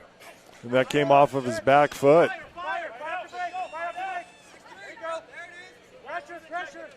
Henkelman starting to slow down now, starting to, ooh, big right hand, just as I spoke.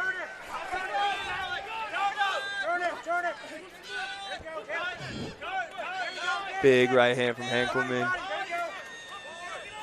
And with Henkelman's style, his build, this is where you kind of want to be. Head in the chest, start ripping body shots. Yeah, Henkelman's done a nice job of mixing up the level of his shots, body, head.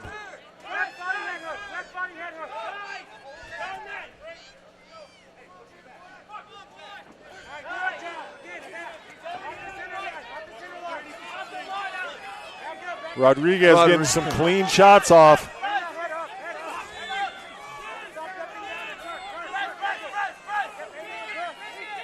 Big shots. landing from Rodriguez, doing a great job.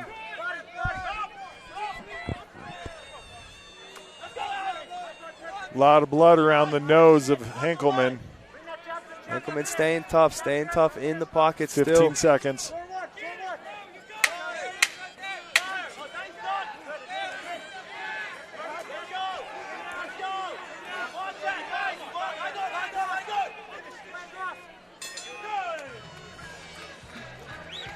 Good second round. And for people who are not aware, boxing is a completely different style of conditioning. You get way more tired, way faster with just throwing the hands.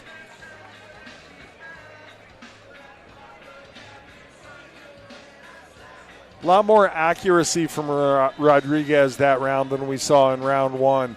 Seems like he really found his distance and just able to put his punches where he wanted a lot more effectively. Yeah, you can see him doing really well managing the pressure that's coming from Henkelman. It's not easy when you got a 220-pounder coming at you. Yeah, I'd be a little nervous too. Wanting to render you unconscious. A muscular Viking like that throwing haymakers at me, I'd be pretty nervous myself.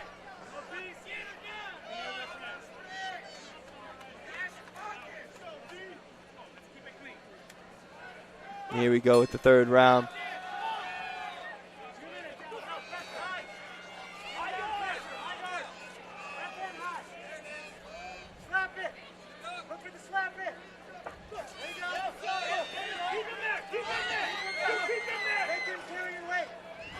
Ooh, big right hand from Henkelman.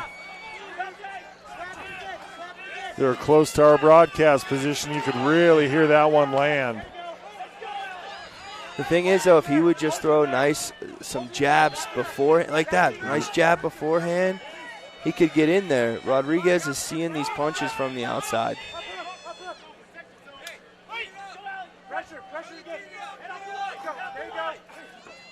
Both men have completely abandoned the body shots.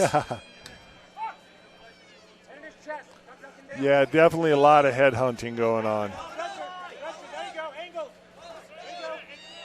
Nice movement from Rodriguez when he's moving backwards.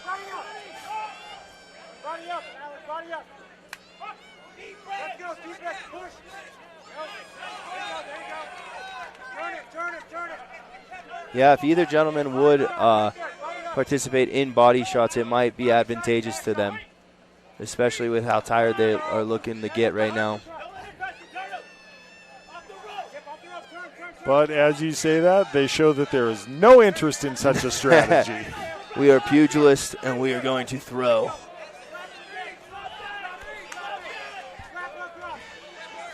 Nice right hand from Rodriguez.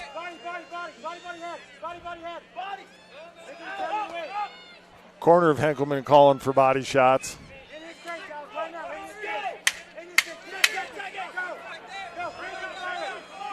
We're going to have to let the judges decide on this one. Ooh, nice left hand from Rodriguez. Might be 49, but he's moving fast.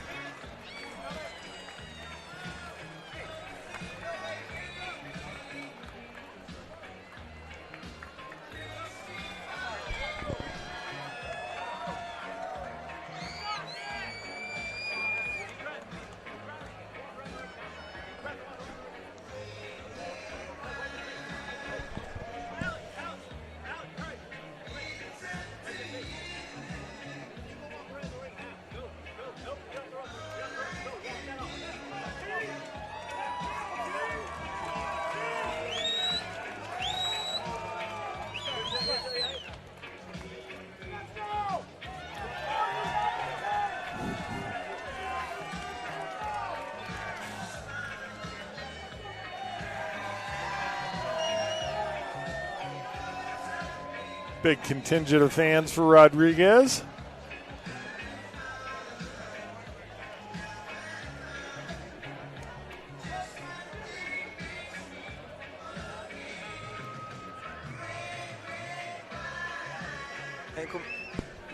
I believe Henkelman has a Django tattoo.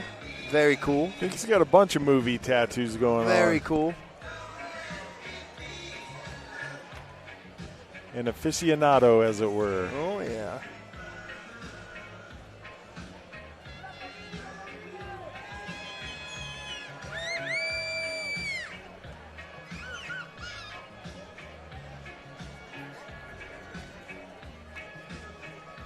B-Rad has the word for us.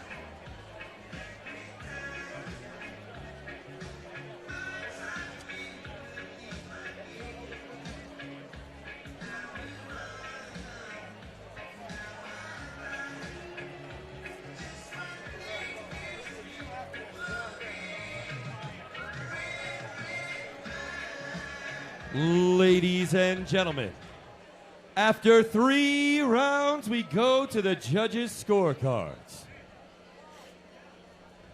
Referee Abeda scores this fight 28-29.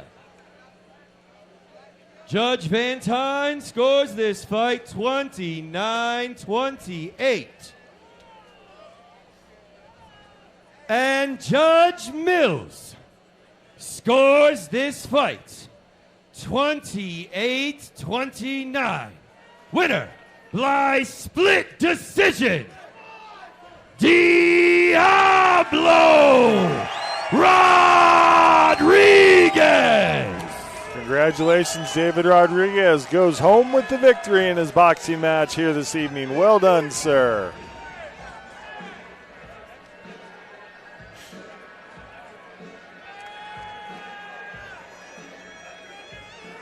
Ladies and gentlemen, I'm standing here with your winner, Diablo Rodriguez. Diablo, you were itching to get back in the ring. You've been out for 13 years, is it? 2013? 7 years, 7 years. I forget that I'm a little bit older, so I forget sometimes, just a little bit. Tonight you stepped into the ring after being away for 7 years against a young, hungry bull, a kid that's been very active in Alec Hinkleman. How is fight camp leading up to this? How do you feel now that the bout's done? What's next for you? All I have to say is, Sparta, did you like that? Is that what you came to see? I'm 49 years old and I love this shit and I'll keep going as long as my body will let me, and I ain't slowing down. We love to hear that, Diablo, we really do. Where do you go from here? What's next for you in camp? First things first, the very next thing that we're doing first, I'm doing a shot of tequila with my opponent, Alec. Everybody give a round of applause to Alec because, yeah, that was fun. That was fun. But second, the second thing I'm going to do is celebrate with my family because today, this afternoon, my sister got married. So, allow me to be the very first person. Oh, God. Please welcome for the very first time as husband and wife, Mr. and Mrs. Tuggle! That's awesome. Be on the lookout for Diablo Rodriguez back in the Sparta ring. He'll let you know when he's ready.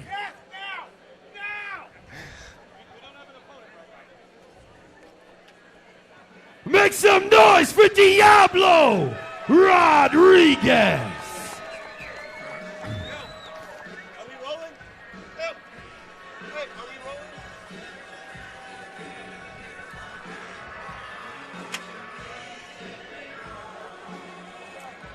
Everything else this evening is MMA fight action. We're going to keep him locked in the cage, sir.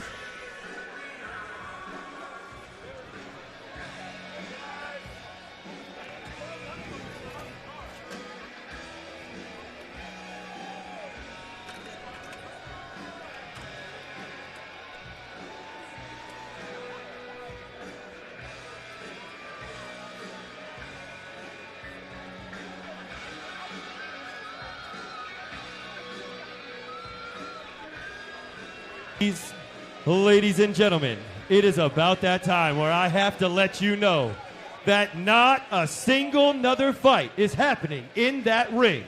Everything else will happen in the cage. Are you ready? Then bout number 8 is an elimination MMA fight, scheduled 3 3-minute rounds in the super lightweight division of 160 pounds. Introducing out of the blue corner, Talamo Scott. Talamo Scott makes his way to the cage. 160-pound fighters up next, fight fans.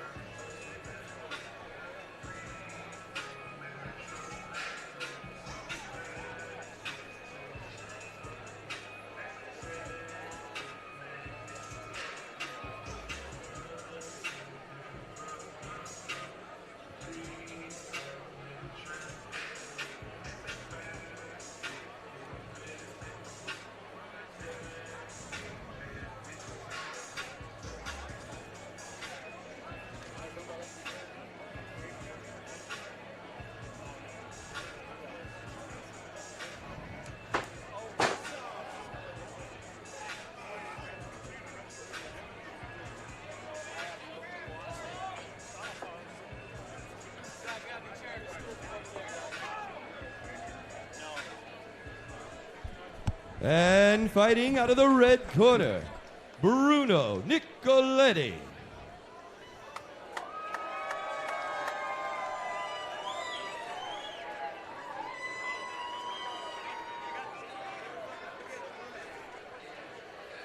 Bruno Nicoletti set to make his walk. Another representative of the Victory MMA camp.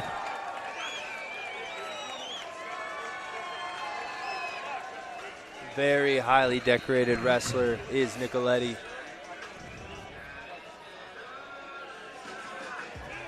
All right, a tail of the tape. Talamo Scott, 24-year-old brawler with a 1-2 record.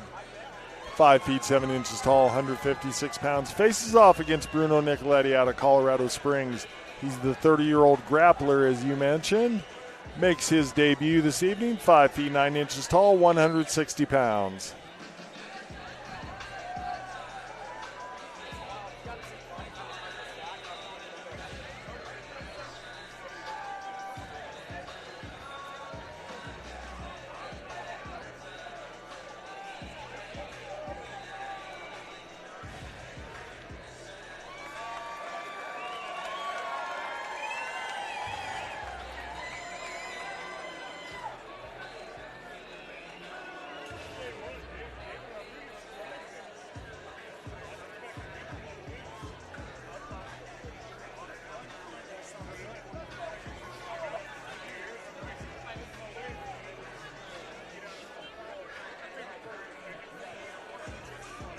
Ladies and gentlemen, fighting out of the Mike Maroney Ford of Longmont Blue Corner. This man is a brawler with a record of 1-2. Standing 5 foot 7 inches tall and weighing in at an official 157 pounds. He is a self-made fighter fighting out of Aurora, Colorado.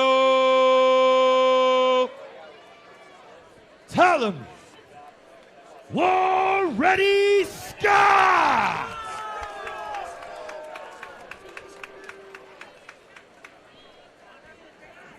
And fighting out of the Ramos Law Project Uplift Red Corner. This man is a grappler. It is his debut fight. Standing 5 foot 9 inches tall and weighing in at an official 160 pounds. Representing Victory MMA and fighting out of Colorado Springs, Colorado, Bruno, Jesus is King, Nicoletti!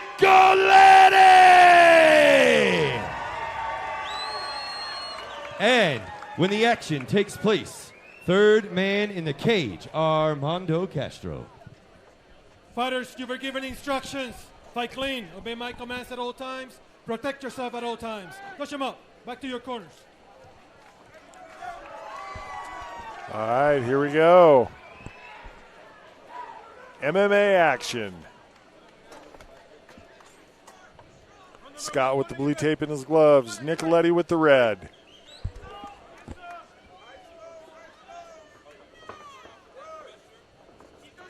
Well, you talked about Nicoletti having a decorated wrestling background, trying to show it off early. Scott working his solid defense so far.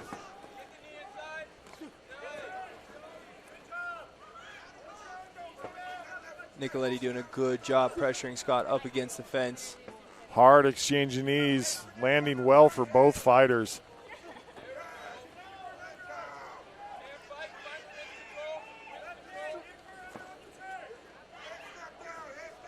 He's doing a good job keeping his head in the chin, now snapping him down into a front headlock where he can drive off the back foot. Beautiful job reaching for the ankle pick. Just as good of a job by Scott keeping himself upright. Big shots from Nicoletti. You could hear him. Nicoletti going to work here.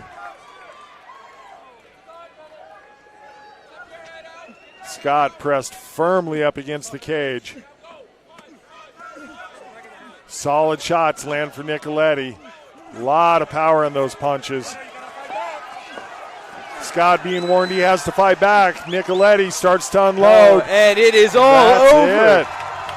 You talked about the grappling prowess of Nicoletti. He showed that off almost immediately. Yeah, he gets you in a position and he starts raining down those blows. It's night. Good night, Irene. And you could hear it from when he had that single locked up, throwing those wild haymakers. Then he got him to the ground and just finished with a barrage. And we're seeing that on the replay. There's the fight-ending flurry right there by Nicoletti.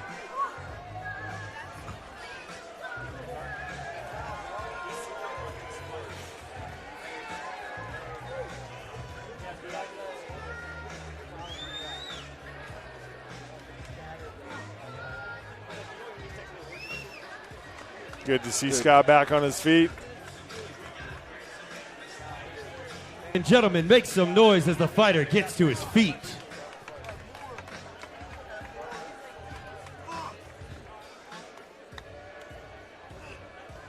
Scott verbalizing his frustration at how that fight played out for him.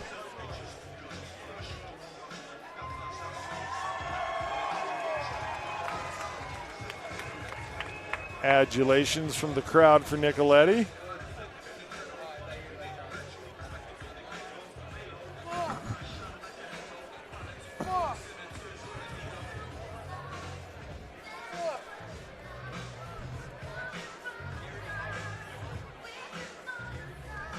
Scott's up, moving around well. Good to see.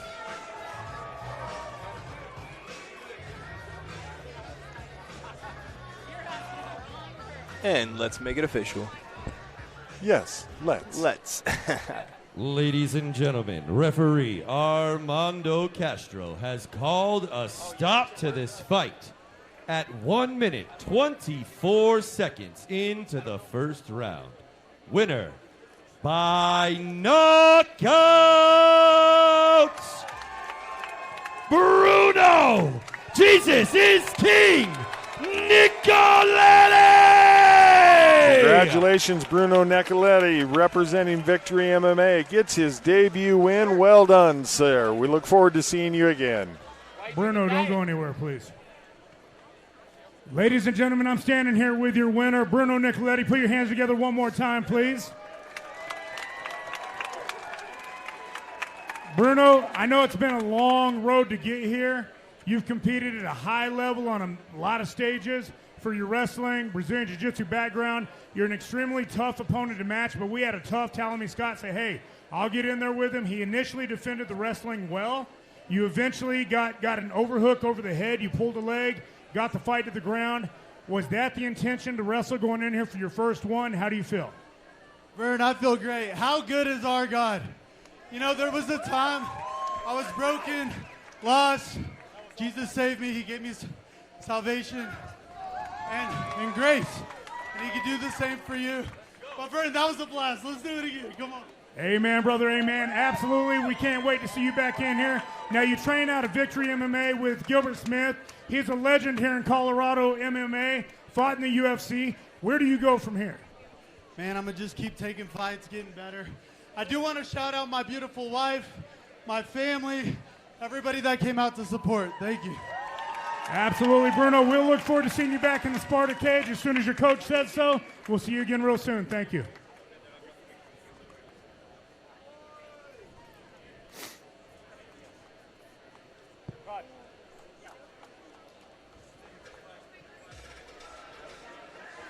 And now the moment we've all been waiting for. Who's going to get this motorcycle? Who gets the bike? Hey, you guys want to find out who gets to bring home a motorcycle? Yes, we do. Josh wants to find out. Do the rest of y'all want to find out who gets to bring home a motorcycle, or should I just take it right now?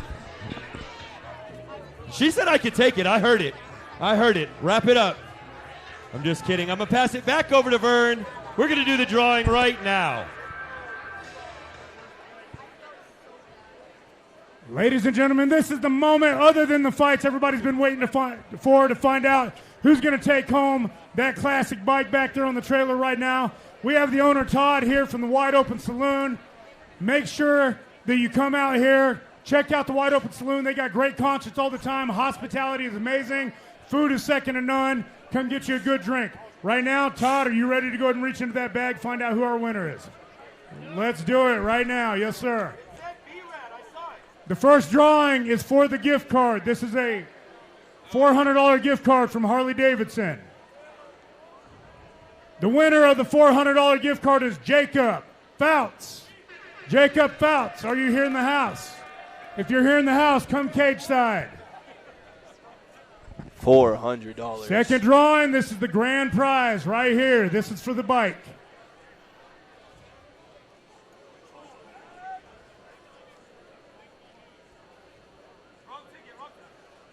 The winner of the bike taking it home. We don't know if you're here tonight. If you're not, we'll contact you. Kevin Gallagher. Kevin Gallagher, are you in the house? Kevin Gallagher, come cage side. We'll meet you down cage side. Thank you.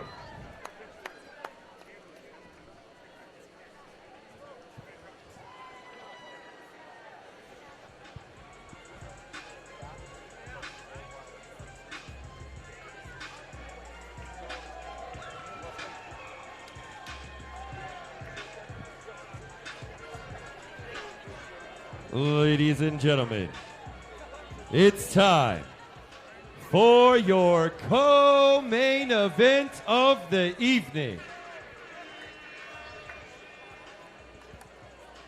Bout number 9 is a pro MMA fight scheduled 3 5-minute rounds in the featherweight division of 145. Introducing first, out of the blue corner, Kerry Williams. You heard B-Rad. It's a professional pro MMA fight. Kerry Williams makes his way to the cage.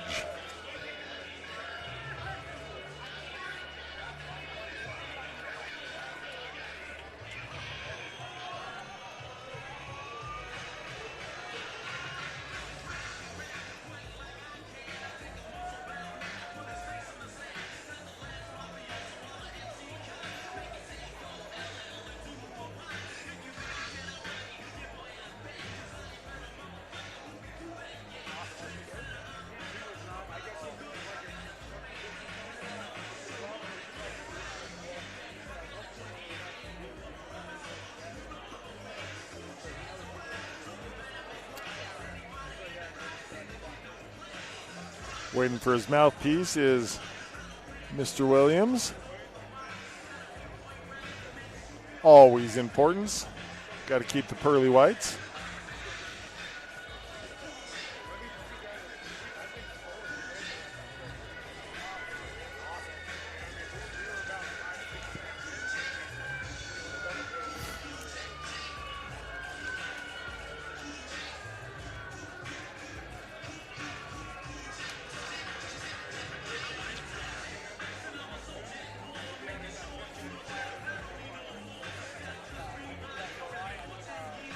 Hey, make sure you get out here next weekend to the Wide Open Saloon. Come see Moonshine Bandits.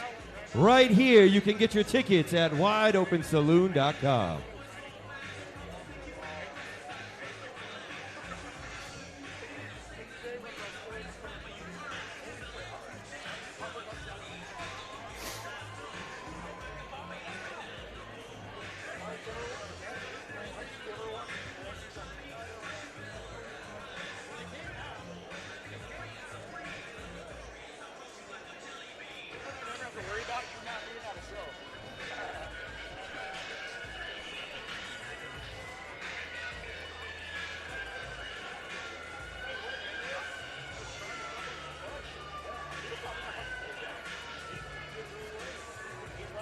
And fighting out of the red corner, Ellie Wise.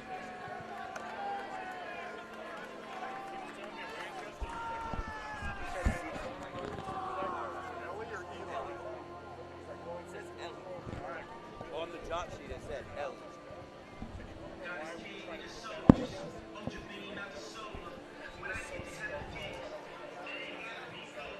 a Mile High Muay Thai representative, Ellie Wise. Waiting for his music to hit.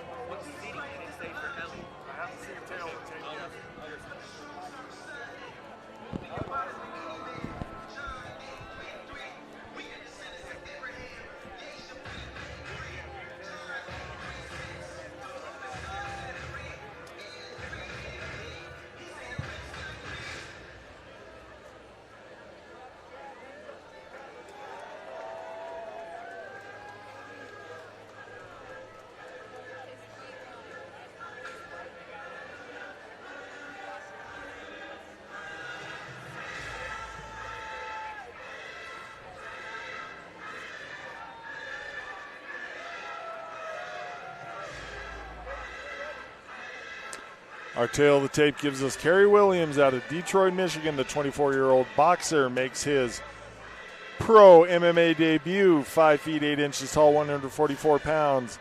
Ellie Wise out of Denver, Colorado is the 27-year-old striker, also making a professional debut this evening, 5 feet 9 inches tall, 145 pounds.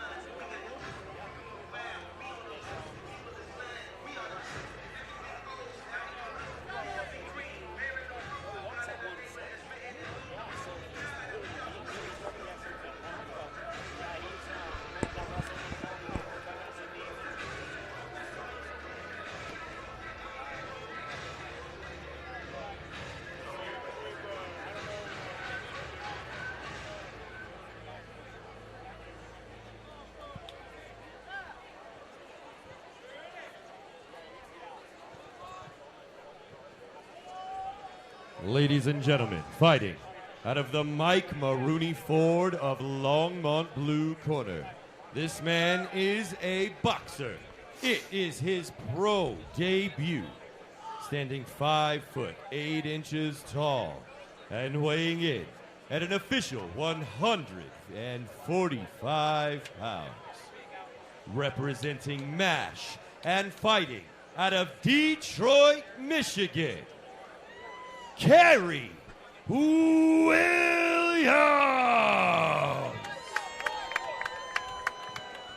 And fighting out of the Ramos Law Project Uplift Red Corner, this man is a striker. It is also his pro debut, standing 5 foot 9 inches tall and weighing in at an official 145 pounds. Representing Mile High Muay Thai and pound for pound Muay Thai, and fighting out of Denver, Colorado,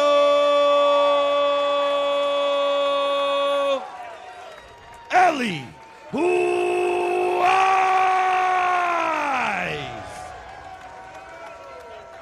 And when the action takes place, third man in the cage, Oscar Martinez. Gentlemen, you've had your final instructions. Protect yourself at all times. Obey my commands at all times. Touch him up. Back to your corner. Wise is focused. You can see it in his eyes.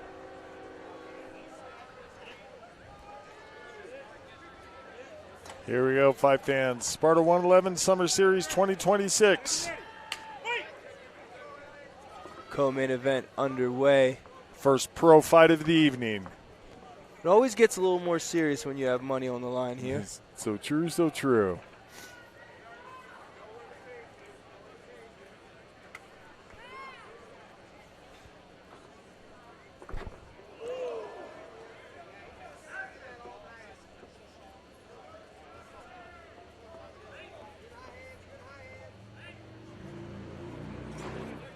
Wise with a beautiful counter, or excuse me, check hook. Well, you'd expect it in the 145-pounders, but wow, these guys are fast. Very fast.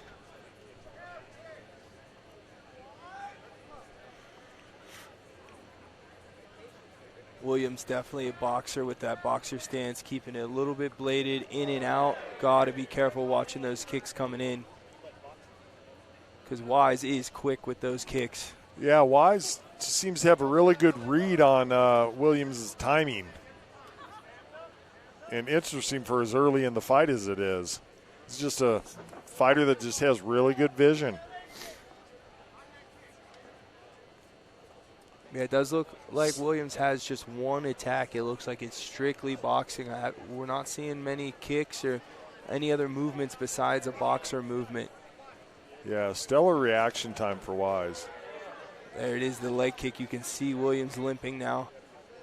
And that's just the trouble of being one-dimensional. If you don't have... Oh, gets spun around, and you can see that pained look on his face. Yeah. Sorry, go ahead. No, you're good. You're good. You're calling it perfect. Ooh, with the flying knee. Beautiful air on that knee, and then brings a kick upstairs. Oh! Oh, leaping jab. Wise just on point with his striking this evening, showing why he belongs in the pro division. Ooh, nice step back counter right hand. Wise was just outside of that. Looking very good, and that's what you expect coming from Mile High Muay Thai. When you're working with pound for pound, they are very good with their striking. Another leg kick, just eating it. Solid jab afterwards.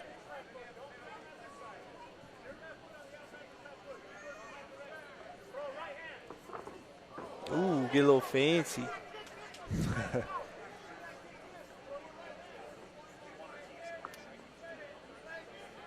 Like to see Wise go back to those leg kicks, go back to those calf kicks.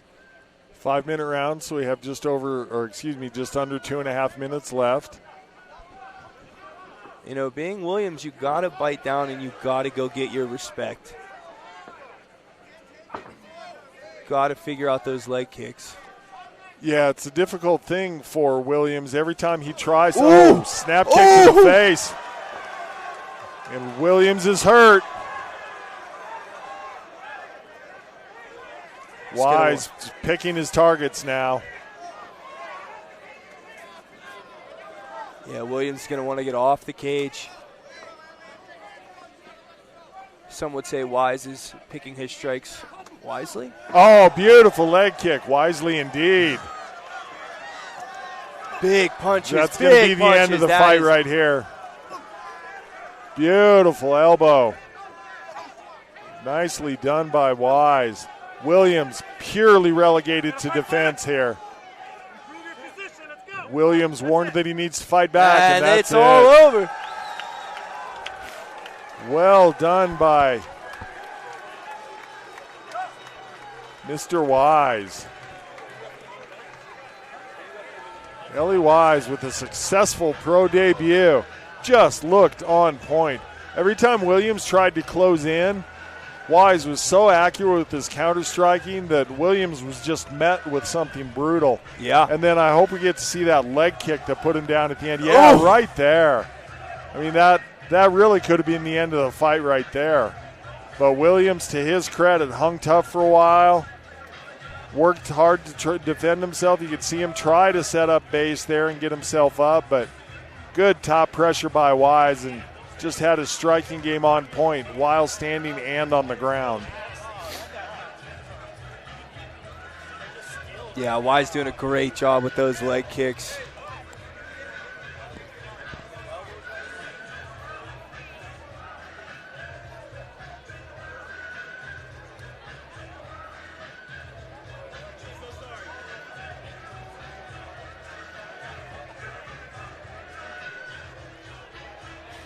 Just waiting for the official time to make it up to B-Rad.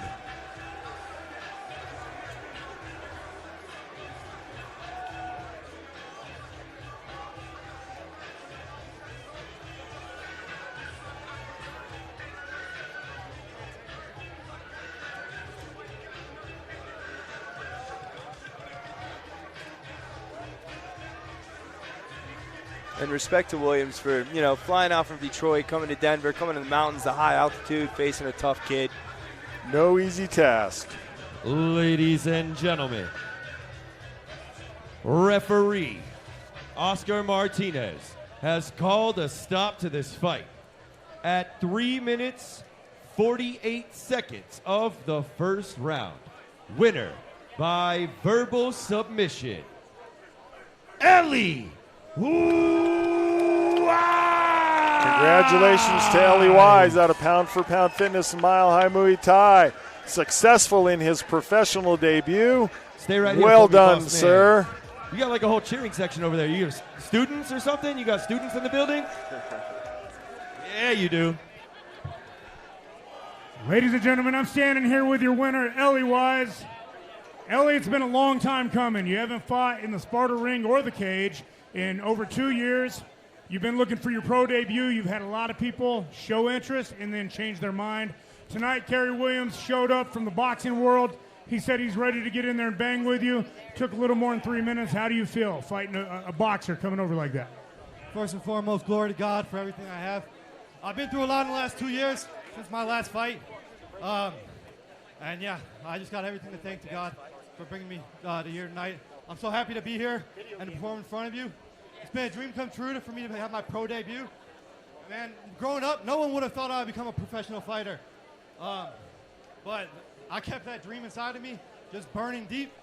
It's in me to my core that I'm a fighter, and I'm going to see this dream through to the highest level I can take it.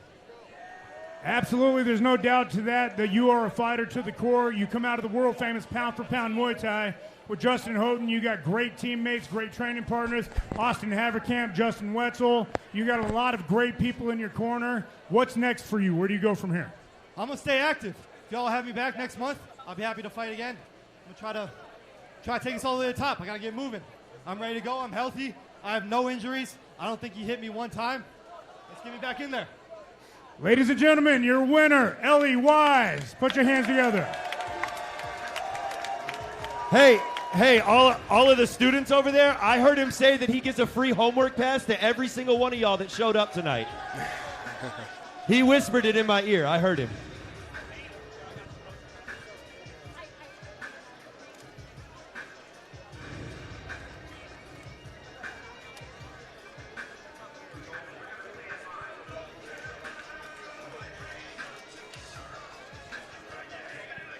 And just like that, there's one left. Main event time.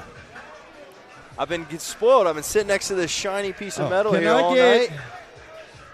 Can I get Macy Adkins and Sam Kinsey to the cage right now? Right now. I see Macy. I see Macy. Make some noise for Macy Adkins. I know Sam's in the building. Where you at, Sam? Come out to the cage right now. Sam. Oh, there she is. Gosh, she looks so vicious when she's walking up. Don't scare me like that. Calm down. All right, I'm going to pass it back over to Vernon Earwood. Make some noise. Sam, pleasure to have you tonight. Macy, pleasure to have you. Ladies and gentlemen, August 22nd, these two ladies will square off. They will face off for the strawweight championship right here in the Sparta cage, right here, Wide Open Saloon. Ladies, let's get that first face-off right here.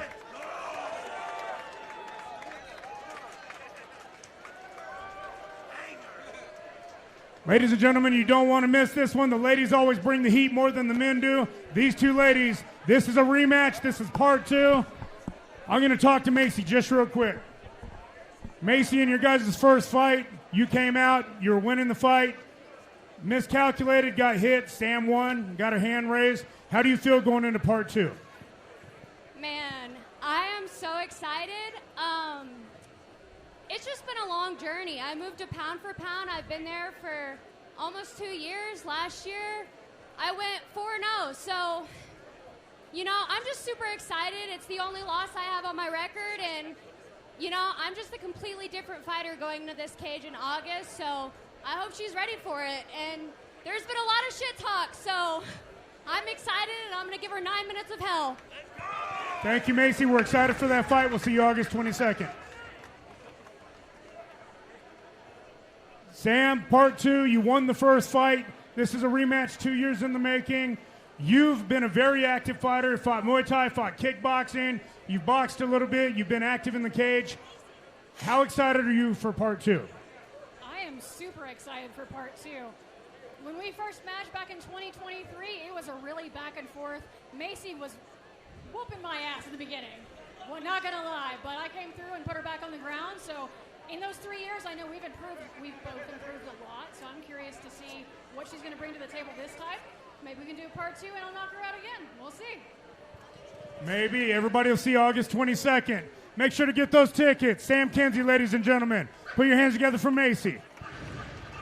Yeah, I didn't even know that fight was going down. I just found out. That's exciting. That's going to be a banger. Are you ready for the main event? Hold on. I got an earpiece in my ear, and I can't really hear you that well because I asked, are you ready for the main event of the evening? The main event of the evening is a pro MMA world title fight. Can I get one of the ring bearers to bring the title into the ring, please?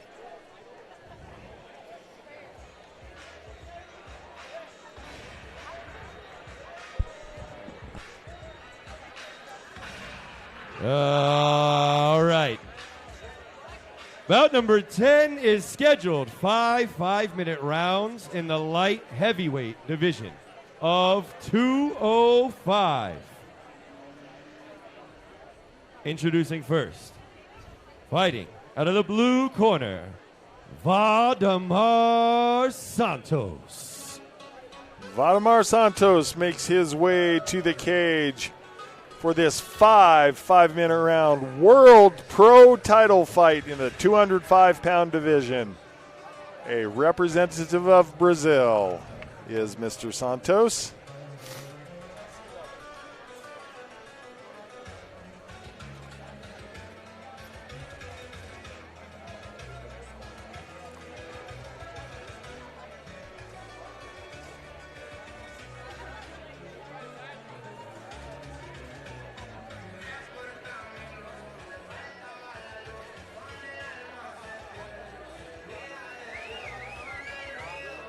And once again, speaking of well-conditioned fighters. Both of these gentlemen are going to be shredded like a bag of lettuce for sure. Whoa. Too soon. Oh, yeah. Forgot about that for a bit. No cyclospora jokes, please.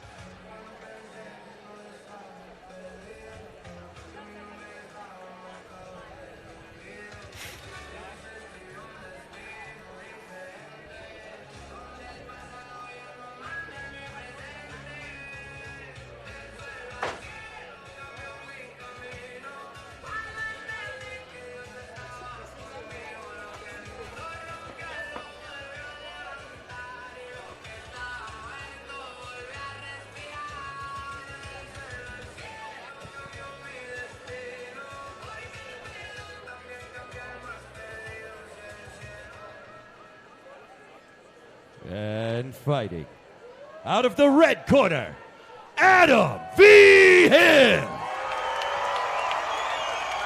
Colorado's own Adam V. Hill makes his way to the cage for this world title fight. Quite the litany of belts.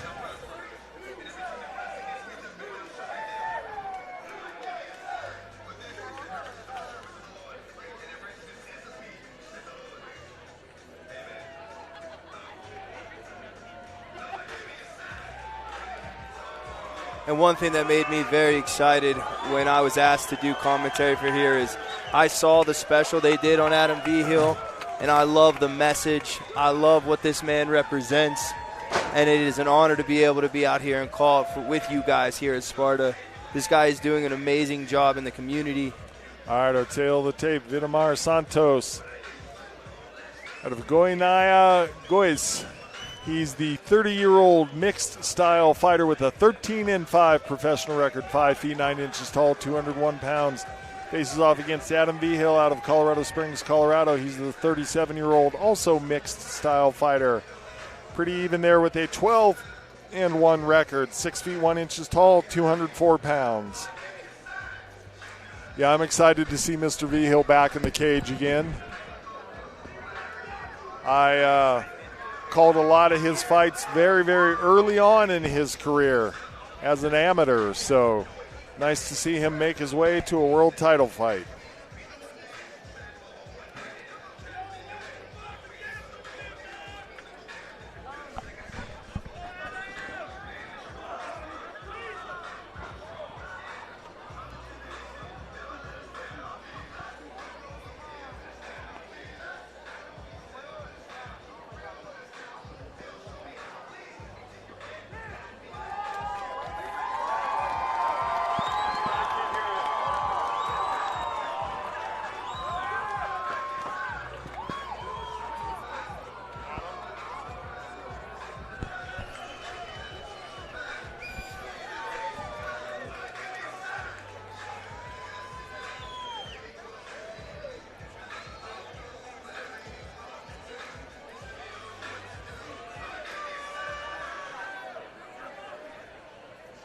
Ladies and gentlemen, fighting out of the Mike Maroney Ford of Longmont Blue Corner.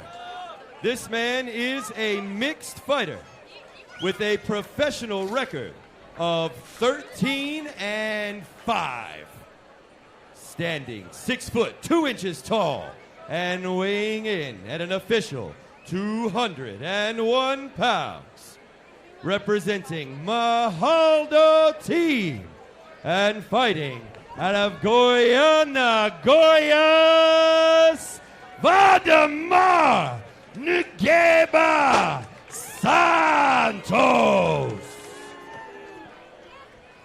And fighting out of the Ramos Law Project Uplift Red Corner.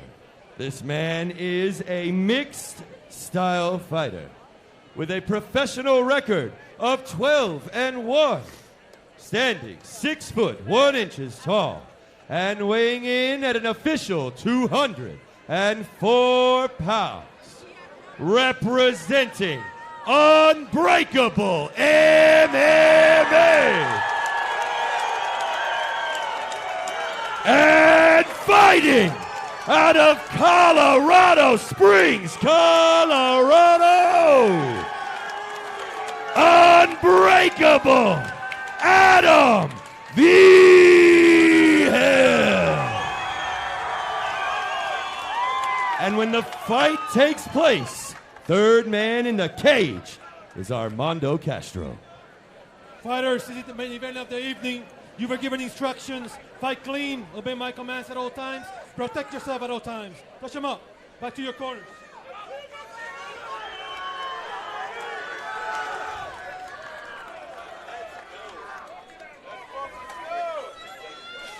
And here we are with main event, world title fight, 205, and we're off.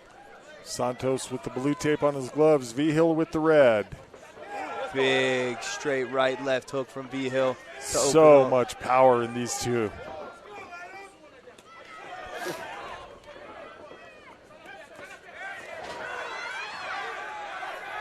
Vigil shoots in, presses up against the cage. Able to close the gap. Santos was trying to keep the distance. Vigil punched his way in. Nice trip by Santos. Full mount for Santos. Santos going to work from back control now. Vigil working wrist control. That's exactly where he wants. He wants to fight the hands. He wants to keep fighting those hands. Do not let Santos get that lock. Oh, there's the tap. Not sure if it was a face crank, maybe the nose or the jaw. But congratulations, Valdemar Santos. Early in round one. I think I'm going to call it a face crank. I don't believe it was a choke. Yeah, that looked like he got that on the jaw. Yeah, you get that forearm over the face and just Super, super powerful fighters.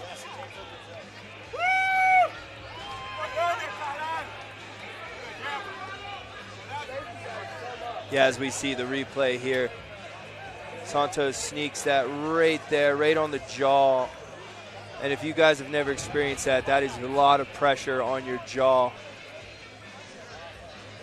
Yeah, it's a brutal technique. That can be a jawbreaker for sure.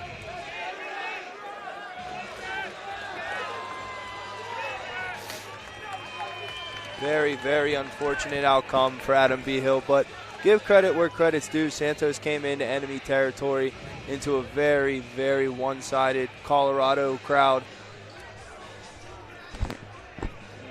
You have fun? Oh, yeah. Not here, brother.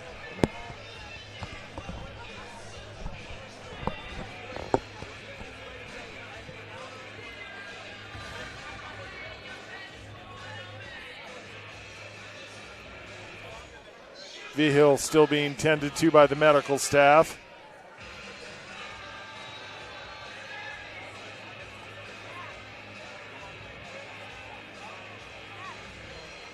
And it looks like he's ready to go.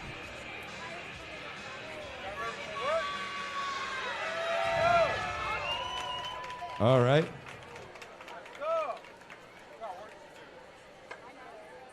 Ladies and gentlemen, referee Armando Castro has called a stop to this fight at 52 seconds of the first round. Winner by rear naked choke, Valdemar Negeba Santos. Congratulations to our main event winner, Valdemar Santos. Well done, sir. Congratulations on winning the world title, 205-pound Sparta. Ladies and gentlemen, I'm here with your winner, Valdemar Santos. Valdemar, you took this fight very short notice the last couple of weeks. We said it last night at weigh-ins. If you stay ready, you don't have to get ready. You came in here against a very tough, formidable opponent. You won in the first round, quick submission. How do you feel at this moment right now? You're the Sparta World Champion. Total respeito pelo meu adversário. Quero agradecer todo o público presente aí. Eu acho que vocês estavam torcendo para o atleta da casa, mas eu pude vir aqui fazer meu trabalho. Espero que vocês tenham gostado do show. Espero estar aqui novamente em novas oportunidades. E é isso aí, só agradecimento. So I want to thank you guys for all the opportunity. Thank you guys. You guys have a beautiful team, beautiful event. It's an honor for me competing in this event. It's an honor for me. Like Brent said, it's a short notice.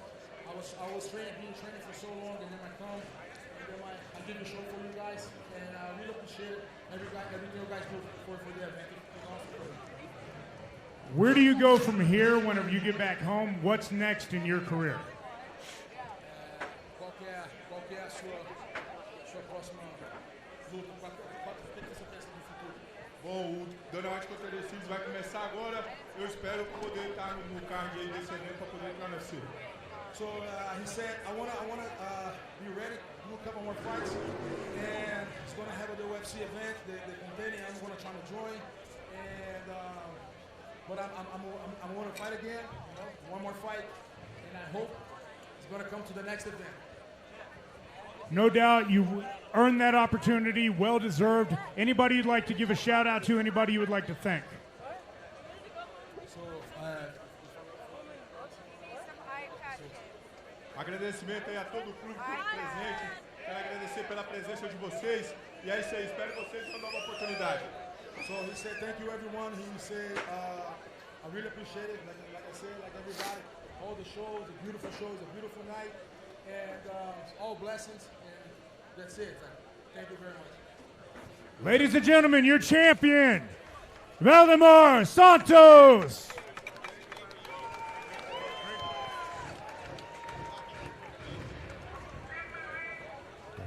Fight fans, for Josh Fremd, I am J.R. Gordon. Thank you for having joined us here this evening. We'll see you back here August 22nd at the Wide Open Saloon. Ladies and gentlemen, don't forget, we are right back here, Wide Open Saloon, August 22nd, Sparta 112. Get your tickets at SpartaSE.com.